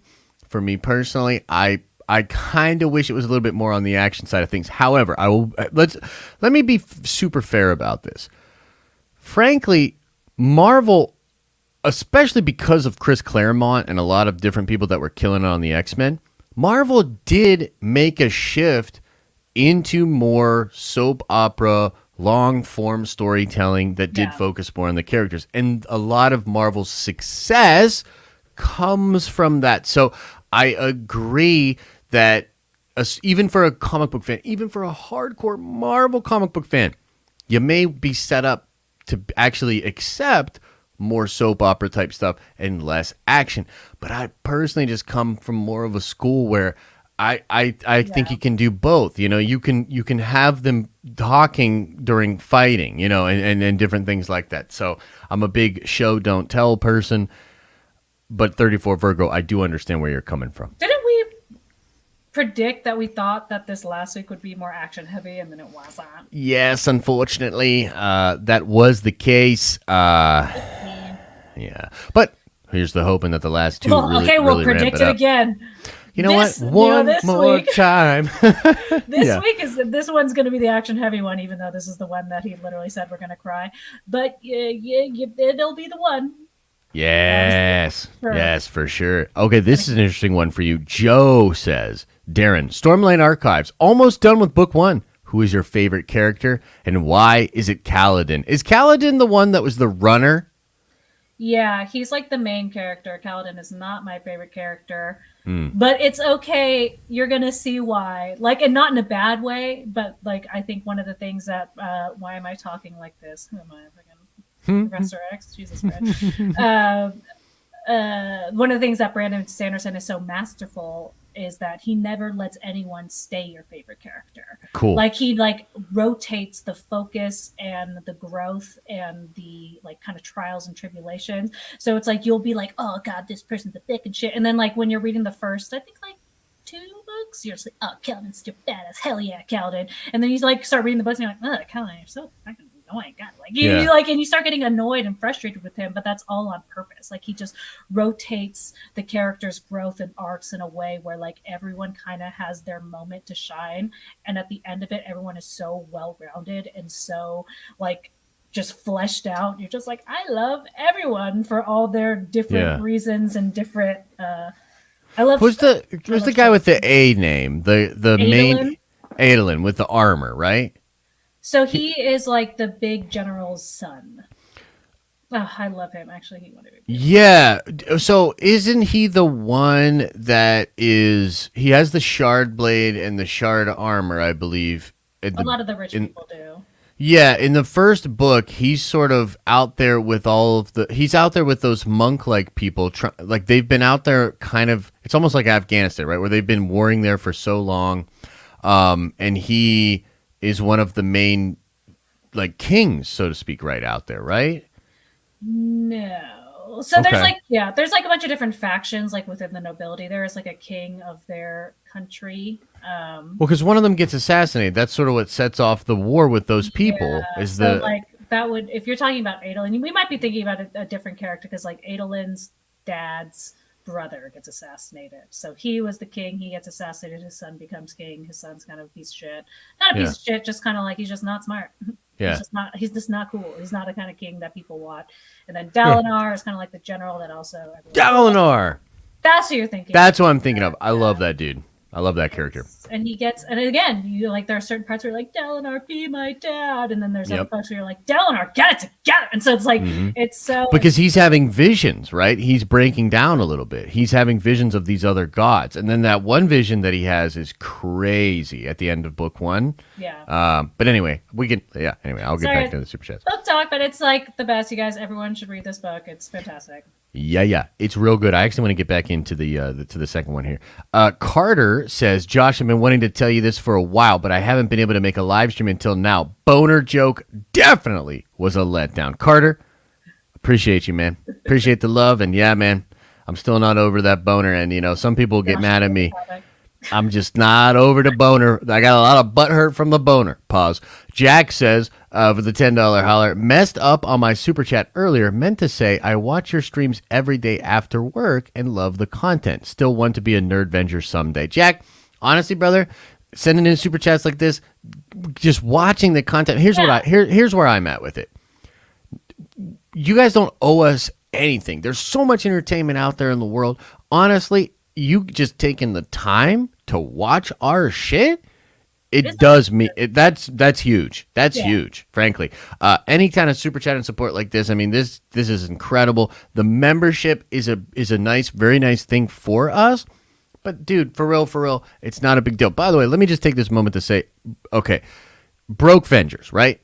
Yeah. Seemingly kind of like a negative way to put it, but not really, because it reminds me of Chappelle's joke. Have you ever heard the Chappelle joke where he talks about the difference between being poor and broke? Yes. So poor is like a mindset. You know what I mean? But being broke is just a circumstance. You know what I mean? There are no poor Nerdvengers. But there are some broke Vengers, and it is just what it is. It's a circumstance, one that we hope you can climb out of, one that we hope you can improve on. And by the way, eventually we're trying to figure out a way to get even broke Vengers the ability to be either gifted a membership for a month, be able to join the team because of the generosity of some of the other team members. I've been poor as dirt. I've been doing better. It just is what it is. You know what I mean? The memberships and the super chat, it's obviously all like a functionality to like even make this show happen. But at the same time, I've been broke as shit. And you could do what you can. You show up, and you even just scrimping together a super chat tonight is huge, because it is. In my brokest days, I don't know if I could have done that. Yeah, so. For sure. And honestly, think about the fact that maybe there's other people in that same boat, and hey man, honestly, I think it's crazy that people would throw any amount of money towards us and these crazy goals, but it's obviously a thing.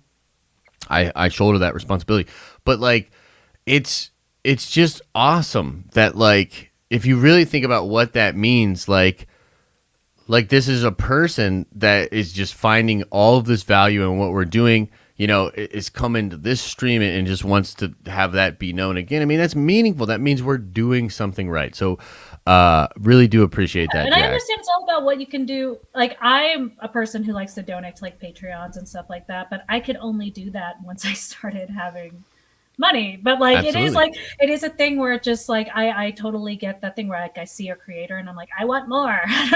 And it's just a me saying that I'll give you I've had creators that have Patreons that are give us $1 a month, and I'm like, sold. Yeah. But it's just putting your faith in something that you get value from, and it's all appreciated, and it's not always possible for everyone. So, but the ones who do it, thank you so much, and the ones who can, thank you too. Absolutely. Absolutely. We appreciate all y'all. Drafter says with a $5 holler, I look forward more to send of nerd streams. Oh, right on. Yeah, then Falcon and the Winter Soldier.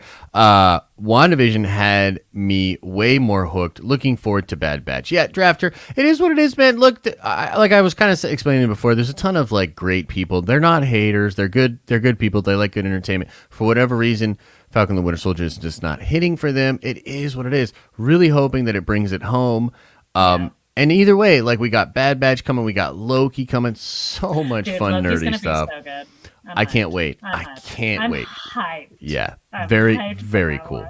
one. Rogue Soul says, all respect to you, Darren, but when we getting Elisa on a live stream, I'm jealous I don't get to responsibly simp for her, LOL. I think I saw this in the chat. They have like an ongoing conversation after. Yeah, I believe it. Look, we are definitely trying to get Elisa on some streams. Here's the truth. I've tried to explain this before. I think Elisa right after that said no, and then he's like, yes. Right. Well, we will. No, we will get Elisa on live streams, but the problem is Elisa does like editing. Elisa helps me out with emails. Elisa's practically my assistant. You know what I mean? Like, and so she is helping me out. Elisa. Yeah. Well, there's like honestly, there's a part of me that's like, yeah, no, I don't want her to be on live streams because she's helping me out with all this other stuff. But we will get her on some live streams. You know what I mean? Maybe I'm being selfish. I don't fucking know. Anyway, Elisa Scott follows that up with, I did not tell Rogue Soul to say that. Amazing one-two just making punch. them want it more, Lisa. Oh, you're man. Just by saying no, you're just making it even more alluring, don't you know? I know. Oh boy. Whiskey Steve says with a $5 holler, Peter Dinklage versus Danny DeVito versus Michael Cera versus Geode Wolverine. Hashtag take my money. Man, that would be amazing. Real quick, who do you think would win in an actual scrap? Peter Dinklage, Danny DeVito, or Michael Cera? Peter Dinklage. I feel like that dude works out. I don't know. Yeah. I just get a vibe that dude like takes care of himself. Yeah. You know Yeah. Michael Cera's just like a noodle. Like he's just like a scrawny little noodle. Yep. Looks like he has really difficult body-mind coordination. You know, Danny DeVito is, you know, just a little rotund. Yeah. But he's old, dude. Yeah, like, 100%. Old. True. Yeah. And like Peter Dinklage man. is like he's hot. He's like a good-looking guy, you know. Like he takes care of himself, and he's like a hot shot in Hollywood. Faux show. And he's got that Game of Thrones money too. Let's see here. Whiskey Steve says, or rather, Rogue Soul says, yes, she did. Okay. Tim says, much love to all mine. I know, right? Much love to all you Nerdvengers, you and Darren. Hope she likes being out here at the den. Y'all doing a great job. Also, shout out to your big bro. Thank you, Tim. Elisa follows up with, no, I didn't. Rogue Soul follows up with, yes, she did. Oh my goodness. Drafter says, I was told by nobody to say we want more Elisa Scott. Take my money. Elisa Scott says, I did not. This is the last of my simp money. Kevin0326 says, not much to say. Just want to make a donation. Love all the content. Streams are awesome. Take my money. Thank you, Kevin. We appreciate that, man. Jordan Smith says, F4 fan casting is trending. Who is y'all's dream team and Doctor Doom? I don't know if you have something for that. I'm really bad with these castings. Oh my. I think we've done this before. Someone asked us to fan cast. We did come up with someone for Doctor Doom, though. Who was that? We're both so bad at this. It was not very entertaining, us being like, yeah, I don't know, guys, I don't know. Yeah, I'm so bad with the cat. Jordan, I wish I could be like the helper to Josh to contrast his bad. Right. We're both bad on this I'm one. not good at it either. I'm like, I have heard Joseph Gordon-Levitt rumored as Mr. Fantastic. I don't hate it. Yeah, I don't hate it. I've heard obviously John Krasinski, which I think could work. I'd like Joseph Gordon-Levitt more. Joseph Gordon-Levitt could be a very interesting take. You know what I mean? Yeah. Could be a very interesting take. I wouldn't mind that. I've even heard Jennifer Lawrence as Sue Storm rumored, which could be interesting. I think now I'm getting like memory flashbacks, and then we were like, yeah, we were kind of like, but she's kind of horrible. Yeah, so the nerd jobs. What about Viggo Mortensen for Doctor Doom? That could work for me. Hell yeah. I would love some Viggo. Yes. Yes. I can get with that. And you know what? That dude is kind of like like erudite, right? Doesn't he speak like 8 languages? Like, wow, I didn't know that. That's am I thinking of perfect. somebody else? Like, it doesn't matter. I'm going to go with Viggo. That's it. That's fantastic. He's kind of like a smart, intellectual guy. So perfect for the role. Perfect. That would be awesome. Rogue Soul adds with a $5 super chat. Fine, she didn't exactly say that, but the question stands: when we getting Queen Elisa? Okay, fine. I've heard you guys loud and clear. We will figure out some streaming with Elisa Scott.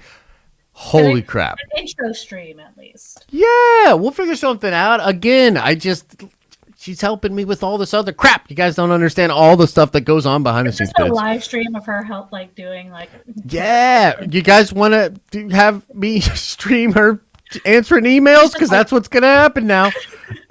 Now I feel awful. Matthew K says, do you expect Sam Captain America movie at some point, or will they stick to a Disney Plus series? What movie will we see Sam and Bucky appear in next? Do you have a theory on that? I don't really see it as a movie. Yeah, I don't think he's going to get a solo movie, but I'm going to be real with you.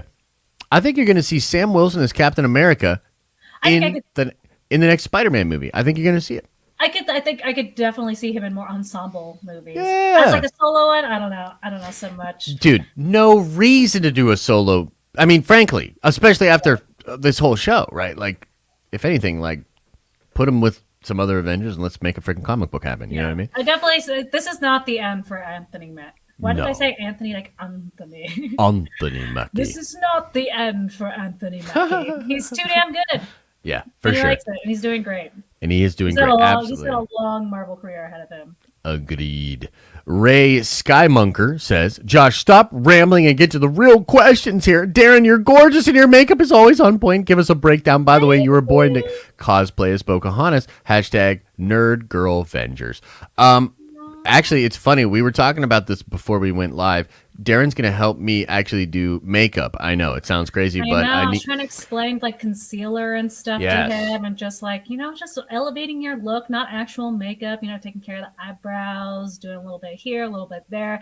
Thank you for complimenting my makeup. I always get very excited when people notice the tiny details that I put into this stuff, because I care, because I am still girly in certain aspects. And fun fact, Pocahontas is like my OG media obsession. That was the first thing I when I was 2 or 3 years old. I was obsessed with It's a fantastic movie.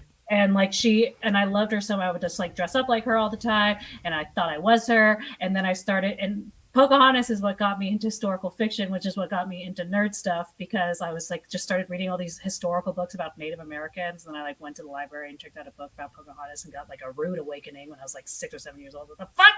She was just 13 years old and she got sold into America. What the fuck is this? This is not the Disney movie I've seen. And then, well, frankly, that wasn't that uncommon, just period then. But she has a very interesting story of when she goes to England. And she starts kind of becoming a queen bee kind of person.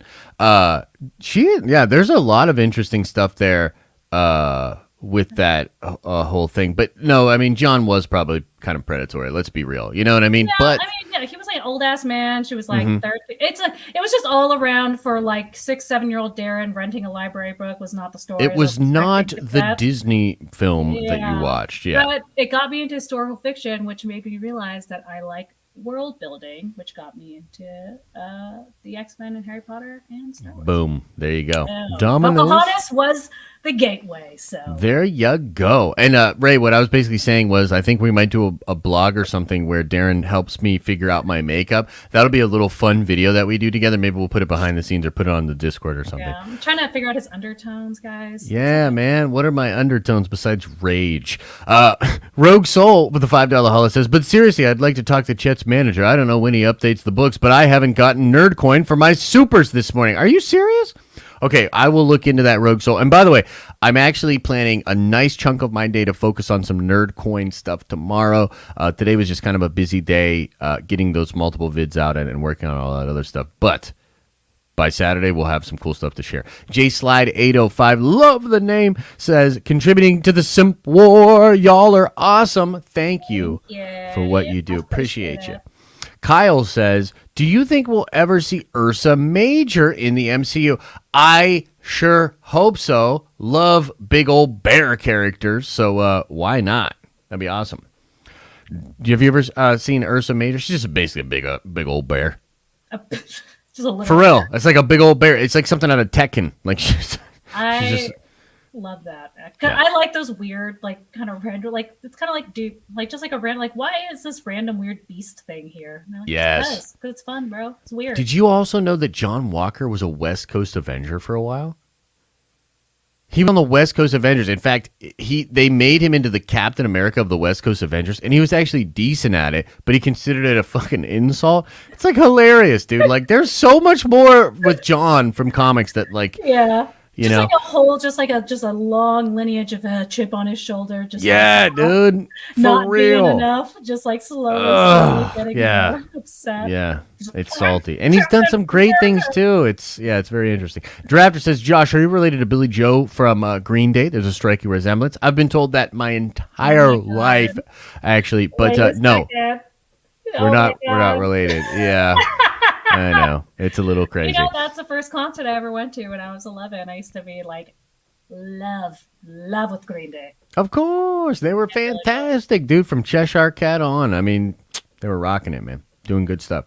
Cameron Glick says, hey, Josh and Darren, I can't tell you how excited I am every morning and evening nights to watch y'all. Henry Cavill to play Wolverine would be dope. That would be really dope. Too hot.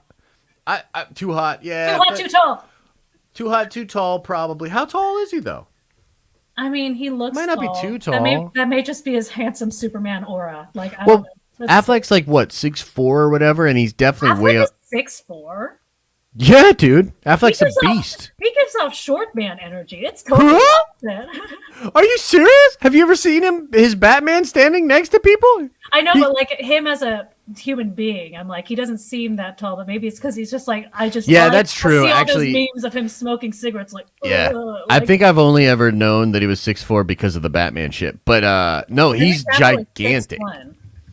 Oh wow, okay. So yeah, he is a little too tall. Images of them standing next to each other, dude. Yeah, in a million years, I would have thought Henry Cavill was taller. What is that? What psychology is that? I don't know. That is kind of weird. You know what? I heard some podcast recently. Like sometimes when actors are a little too in the public eye and their actual real life starts bleeding into our perception of the movies, it's kind of a problem. And that's definitely what's kind of happened with Ben Affleck. Just like him, all those memes of him just being exasperated as fuck. Yeah, for sure. Well, you know what? Did you know? I was trying to explain this to people, and like, man, people's perceptions. There's this fallacy that we all have, right? Of just kind of like our perception is the way that the world is, right? And it's like I was trying to explain to people that like you guys don't even understand that Michael Jordan is the crying meme guy. He's not even Michael Jordan anymore. And people are like, "What do you mean?" And I'm like, "Dude, shut the fuck up. Nobody knows who Michael Jordan is. Like nobody." So true. It's so and sad. I know it is kind of sad. And then like the other thing is like people don't. Like they just completely underestimate. Like, okay, so for instance, this Jake Paul fight that's going down, right? Mm-hmm. You know, people like Jake Paul versus Ben Askren. There was a fight that happened a while ago that had Mike Tyson. Yeah. Mike Tyson came back and fought, right? And he actually fought another big pro guy, and that pay-per-view did big numbers. But here's the thing: when you really sit down and think about it. It was actually Jake Paul, not Mike Tyson, that did those pay-per-view numbers because most of the people would have to get it explained to them who the fuck Mike Tyson is. So people just don't understand how fast the world is moving and how fast the world is moving past the thing that all of us, all these boomers are valuing. Like it's happening like this. You know what I mean? I think that is a thing with like star quality that it's like feels very boomer-esque of like studios and stuff. Oh, it's over. Yeah, it's over. Been over. It doesn't hold the same value as they think it does. It's different, right? Because you look at The Rock, and his celebrity is almost because of his Instagram, not even necessarily mostly because of his movies. Literally, It's crazy, and he understands that value. He knows how to cultivate it. But you're right, like the studios, a lot of these people, they haven't, dude. Things are changing so fast that by the time these people look up and realize it, like they're going to have nothing. You know what I mean? Like that's why like people like Ryan Reynolds are so fucking smart, and him and his social media engagement and the way he approaches the internet is super savvy. You know what I mean? I would even argue someone like Brie Larson, even though I don't personally love the way she engages, I think she's at least smart enough to realize what's happening.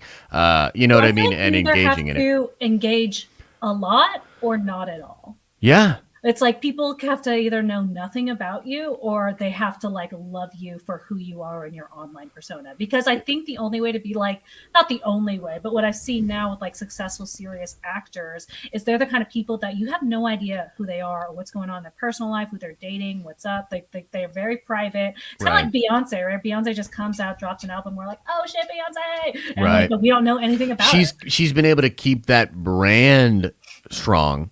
By hiding the possible tarnishes to the brand, you know what I mean, and by doing that, I think that's a great point. While other people can sort of lean into that. I mean, look, we're not all machines like The Rock, but if you were a machine like The Rock, it's probably not a bad idea to turn the phone on at 5 a.m. every day when you're working out like a madman and create content and start being motivational. And you know what I mean? Like, you know, it's funny though. It's probably all just narcissism, right? Because it's like, I'm sure every single one of these, in order to be a performer, actor, whatever, you have to think you're amazing. And so people are like, of course, people want to like see what I'm up to and hear what I have to say all the time. Of course, yeah. But only like this many of them are actually likable. Yeah, well, you know what? It's actually really funny that you say that because with The Rock specifically, I know some people that knew him when he was younger on the come up, and he was just generally an asshole.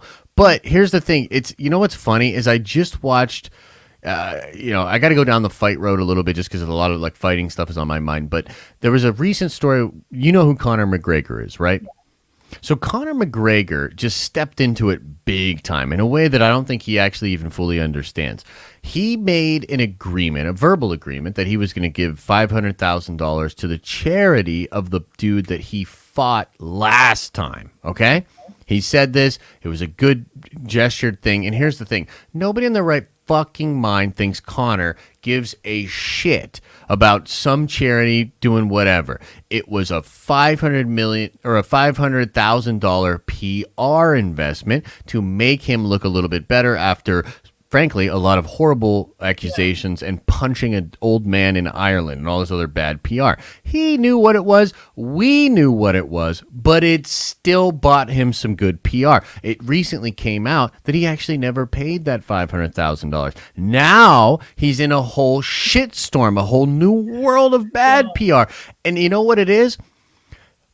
We never would have thought that he was really that good of a guy when he did it the first time, but we would have at least accepted that him knowing that he had some semblance of responsibility to be perceived as a good guy and was willing to at least functionally put some of his money towards it, we probably would have forgave him. We would have been like, you know what? You're not an altruistic dude, but fuck, man, I can't argue with $500,000 to this charity. It's pretty cool. You didn't even do it for the right reasons, but it's still a good job. Now he looks even worse than that. Do you know what I mean? I think there's like that adds a whole other layer to it though, which is like, I think it's not coming off as likable. It's knowing how you come off and being able to play into that. So The Rock knows how to come off in like a fun, exciting, engaging kind of way. You know, same with like Kevin Hart, you know, they're always doing like, they know how they come off. In the same way, Jake Paul knows how he comes off, and he leans into the unlikable aspect. So it's like, if you're unlikable and you lean into it, that is also a brand that works for people. And I'm guessing it probably works for someone like Conor McGregor, who is it like widely known as an asshole. So weirdly, it's like even that PR is like smart PR if it's like someone who is aware of their branding. True. But you know what's funny is that I think that for Conor specifically, he had done a lot of work to try to transition out of that bad boy perception because, I mean, he wants the whiskey game to pop off. He wants to maybe be a fight promoter and own gyms and do Hollywood deals. And he wants to like get back into mainstream, but he like alienated himself and now he's like fake. Yeah, and I mean, like, frankly, like, I'm very interested to see how he can navigate out of this. I'm sure there's a way out, but it's a bad look. And then Khabib, like, other people are just going to donate just to make him look even worse and shit now. You know what I mean? But anyway, we'll fly through some of these. John Smith says, 17 flies in 5 months is so specific. You're full of BS, Josh. LMAO. Hashtag karate. Hashtag crouching tiger hidden Zemo. Is it a lie? Is it a lie, Josh? It's actually a lie. Come clean. It was 18 flies. Fuck you! Matthew K says, you got to check out the interview theory and Mark just did. Super fascinating for sure, man. I wish, honestly, that's one of the only, like, super big sides of, like, doing as much as I do is that, frankly, like, I don't get a lot of time to, like, watch shit for enjoyment. You know what I mean? Yeah. Kind of a bummer, but gotta start scheduling your fun time. I know, for real though, and I am actually trying to get a little bit better at that. I am a workaholic, so like I frankly, like, I'm in my vice right now. Hey, but you set like routines, dude. Maybe you just need a routine for fun times. Fair point. Kevin 0326 says, great, cast Josh for Wolverine and Darren for X-23. That would be kind of hot. I'd be into that. Dude, add it to the cosplay list. Dude, actually, yes. 23 cosplay on my Patreon. That would be fantastic. And I'm definitely hairy enough. Sozo says, can we get Darren on Nerd Theory? It's super possible. Definitely can work out something like that. Talk some Star Wars. We could definitely have you on there someday for sure. Whiskey Steve says, cheers, Darren and Josh. Cheers to you, Whiskey Steve. Someday we will crack a whiskey together, my friend. Mike Porter said, NERDVENGERS are fun. I have so many new friends. I know, Mike. It's honestly pretty freaking fantastic, man. A lot of our people have found other incredible people, and that is super cool. Crest. Too cute. I know, right? Crest says, the very generous $20 holla says, Darren, welcome. You are a Nerdvenger now in EP Al's Wakandan voice. Yes, Al does do a great Wakandan accent. Night myself. Night away. Night yourself away. Patrick, I'll night you too. I'll night you after you do my makeup and make me look like the Joker. Patrick J says, early days Zemo with his Sokovian strike force versus Wolverine helps shape Zemo's dislike of people with powers. Wow, dude, great point. NERDVENGERS West Coast Quiz Kid. Oh, I like that a lot. That would actually be really cool. Zemo and Wolverine having something go down. It's like the Thunderbolt stuff. Is Zemo going to stay around? I mean, I yes, hope so. Yes, really. Thunderbolts in some way is happening for sure. I can't, like, I don't know for sure, like, if we're going to end off with a fully fleshed out team at the end of the show, but I do know that is something they're doing, and Zemo is up for it. Yeah, so if they're going to keep him around, fuck it. Yep. Put him in all of it. More Wolverine ties. Do it. Do it, damn it. Why not, dude? For sure. He's been around. He's been around. Like we said, he knows everybody. Everybody. He's the best at what he does. He's the best at what he does. Oh, shit. Look at that. Tagline, punchline. Boom. Casey Watson. Have they ever said that in the movies? What's up? Have they ever said that in the movies? If they did, it was like a passing line. You know what I mean? Yeah. Like one of those just like ha ha ha cheeky things. No, I don't know if he's ever actually like saying all the fucking time in the comics. Actually, no. You show do. They never stop saying it. Show do. Casey Watson says, "Do you think Marvel has already cast any of the main X-Men characters at this point?" Okay, so let me. I do think that, or they have at least tried. Now, I know with this rumor specifically, the hashtag show reported that there's literally no talent attached to this whatsoever. But I know for a fact that Marvel does weird shit. So they will do what's called prototype casting.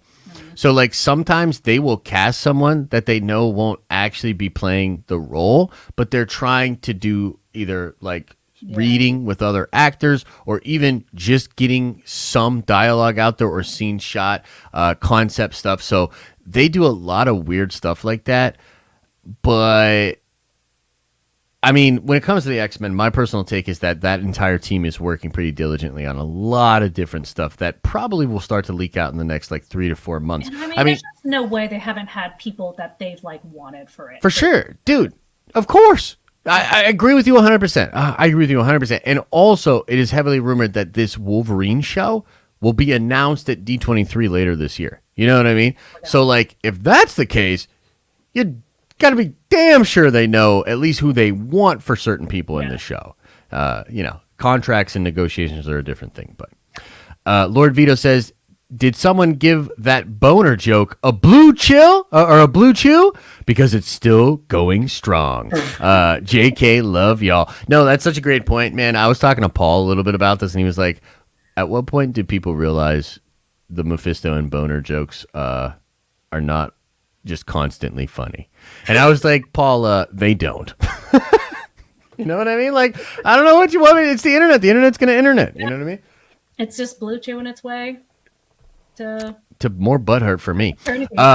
Aragon as Dr. Doom. Take my money, says Zachary P. Love the Bubbles profile pic that you have there too. Rogue Soul says, hey man, I've already said I'm interested in learning from Elisa editing. I don't know how she would feel about that, but some people do that on Twitch.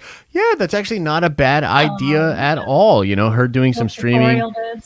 You know, it's funny, actually, Elisa and I were talking about, I don't know, I'll just tease something. Elisa and I have been talking about, and possibly I might create some kind of a program with some of my teacher friends that would sort of be like skills for the modern day digital entrepreneur or gig worker. You know what I mean? And sort of like have a foundation of different classes and skills that I think would be very useful. Video editing would be one of them. Public relations would be one of them. Analytics would be one of them. Just the basic skill sets that I think if you want to get gig work in the digital economy, this would sort of cover all your bases. So we're thinking about doing something like that for sure. I think that's a great idea. It'd be fun and very helpful, I think. Whiskey Steve says John Krasinski as Mr. Fantastic and Rainn Wilson, Dr. Doom. Do we know who Rainn Wilson is? That's this guy from The Office, Dwight Schrute. Oh, wow. You know what, though? He doesn't look bad as not Dwight. You know what I mean? Like, I kind of want Dr. Doom to be like imposing. Yes, that's exactly the word that I was looking for. Like, I kind of want him to be big and beefy. Yep. And, like, maybe a little handsome. Yep. Maybe a little debonair. Debonair. Yes, indeed. Yeah, no offense, but that homie ain't doing it. Mike Porter says, apparently I'm fan casted for Professor X. You'd be a brilliant Professor X, man. Star Wars MCU OG says, super chat for the broke Vengers. Love the Den of Nerds. That's so nice, man. Be back. J Slide 805 says, I wish there was a sub function on YouTube like Twitch. I would love to help out some broke Vengers. Nerdcoin to the moon. We are. I know, right? Yeah, we've actually technically like right before I moved, there was actually like 30 different projects that I was about halfway on, and one of them was actually to try to figure this out. There's actually this hidden function on YouTube that is through gift cards that you can buy. You can buy YouTube gift cards, which can be used for super chats, subscriptions, memberships, YouTube Music, etc. Yeah, but like YouTube, get with the fucking program. Gift subs are so fun on Twitch. Great if you just did gifted subs, YouTube. It would be fantastic if I didn't have to find a workaround. You know what I mean? But unfortunately, it doesn't seem to be the case. But J-Slide, hopefully soon, maybe I would say by the end of this year, that could be a great function. I know YouTube is working on API integrations and different things like that, so you never know. Luis Hernandez says, if there is Miss Marvel show coming, instead of talking mutants, when are they going to talk about the Inhumans? So I think the Inhumans will be covered in that show, obviously. There was rumors that they were going to be covered in Falcon and the Winter Soldier. I don't really see that happening now. Yeah. Still like 2 episodes left, right? Yeah. Yo, Jason from Polyhedral Paradise. Been a freaking while, Jason. Hope you're doing well, brother. For the $5 host says, loving the shirt, bro. Good show, you both. Do you think that Zemo from Civil War injustice by changing his background in subtle ways? Do you think they did Zemo Civil War injustice by changing his background? I was like, I'm not following. Like, did they do Zemo injustice by changing? Yeah, I don't think so. But I will say I'm very happy that a lot of the things I love about him from the comics was sort of reestablished in the show. Him being a baron, him having all of this influence, being royalty, all these different things. Yeah, I don't really feel like they did because honestly, they didn't really tell you much about him. Correct. They told you that he was kind of like disenfranchised at the end and that now he's like bitter. But they didn't really talk about all the life he was living up until then. So yeah. And, you know, even that movie does bring it home because, frankly, like, honestly, throughout the film, I was kind of frustrated with the Zemo because I love Zemo so much from the comics. And I was like, what the fuck is this dude doing? I was like, where's the plan? But then they do tie it together and he has a diabolical plan, which is pretty cool. And T'Challa, believe it or not, as a big time fan of T'Challa in the comics, it was hard for me to watch him in a broken state. My T'Challa wasn't like that. You know what I mean? Like, I loved put together T'Challa. Wise T'Challa. He was really fucking wise, dude. Yeah. And so it was hard for me. But again, we get there at the end. And that scene with Zemo and him at the end actually brings both of those characters into closer to the comic book versions that I love. So very powerful scene. Jason. I'm sorry. I just want to say one more. Jason, it's really good to see you, brother. Hit me up on Discord. Sorry, what were you going to say? No, I just said that was a really good point in terms of like T'Challa's development and like the way that everything tied together at the end. That is a very long con movie. It's very long con, and I appreciate it honestly. When the payoff is real, when it actually hits. Russo brothers, you know. They fucking know Russo brothers. But again, yeah, I did think it left a lot open for him. And like even in the show, it's not even weird. Like he's like, I was like, I was doing all this shit because you're like, yeah, I guess I don't really know what he was up to his whole ass life. Yep. So. Yep. Totally agree. Captain Pennsylvania. Captain Pennsylvania back in the chat. Gotta send a super chat for this. Hey, brother, it's good to see you, Captain Pennsylvania. I haven't been looking at the chat because unfortunately I have to look over here because YouTube's being all lame. But we appreciate you. Rogue Soul says, okay. We got to talk about this nerd coin to the moon nonsense. This is the den of nerds, so it should be nerd coin to infinity and beyond. Yes, indeed, my friends. And I am actually really excited for some of the stuff we have going on for nerd coin. Big stuff coming for you guys on that one. And we're going to call it there for the super chats. Let's see what's going on in the chat. I wonder if there's anything else going on here. Let's see here. True, I think LeBron is a little bit because I'm younger. Oh, you're talking about MJ and LeBron in the chat. MJ and LeBron in the chat. We started a whole other sub-conversation. Started a whole nother thing. Let's see here. Enjoy Taylor from Mystique. Love the show. Becoming a Nerdvenger soon. Beautiful. Love to hear it. Frederick. And that would be cool, man. That would be pretty cool. Yeah, guys, I think we're going to call it there because I'm kind of losing my voice, just to be real. But Darren, it's been fantastic streaming with you. Do you want to plug your channel? Plug anything else? Everything that you can find me on is just my name, Darren Wood, DarynWood. Sometimes there's an extra O in there, but by the time you get to the O, the internet always figures it out. There you go. Boom, shakalaka. YouTube, Instagram, Twitter, Patreon. You can find absolutely, guys. And we will be back at it next Wednesday, talking about all the nerdy things that are going on. Darren also stops into the Darren's Danger Room channel section on our Discord. So I know she interacts with a lot of you guys on that. That's really cool as well. So thank you guys so much for hanging with us tonight. As I always say, I hope you are having an awesome and a nerdy day. And I will see you in the next video. Ta-ta for now.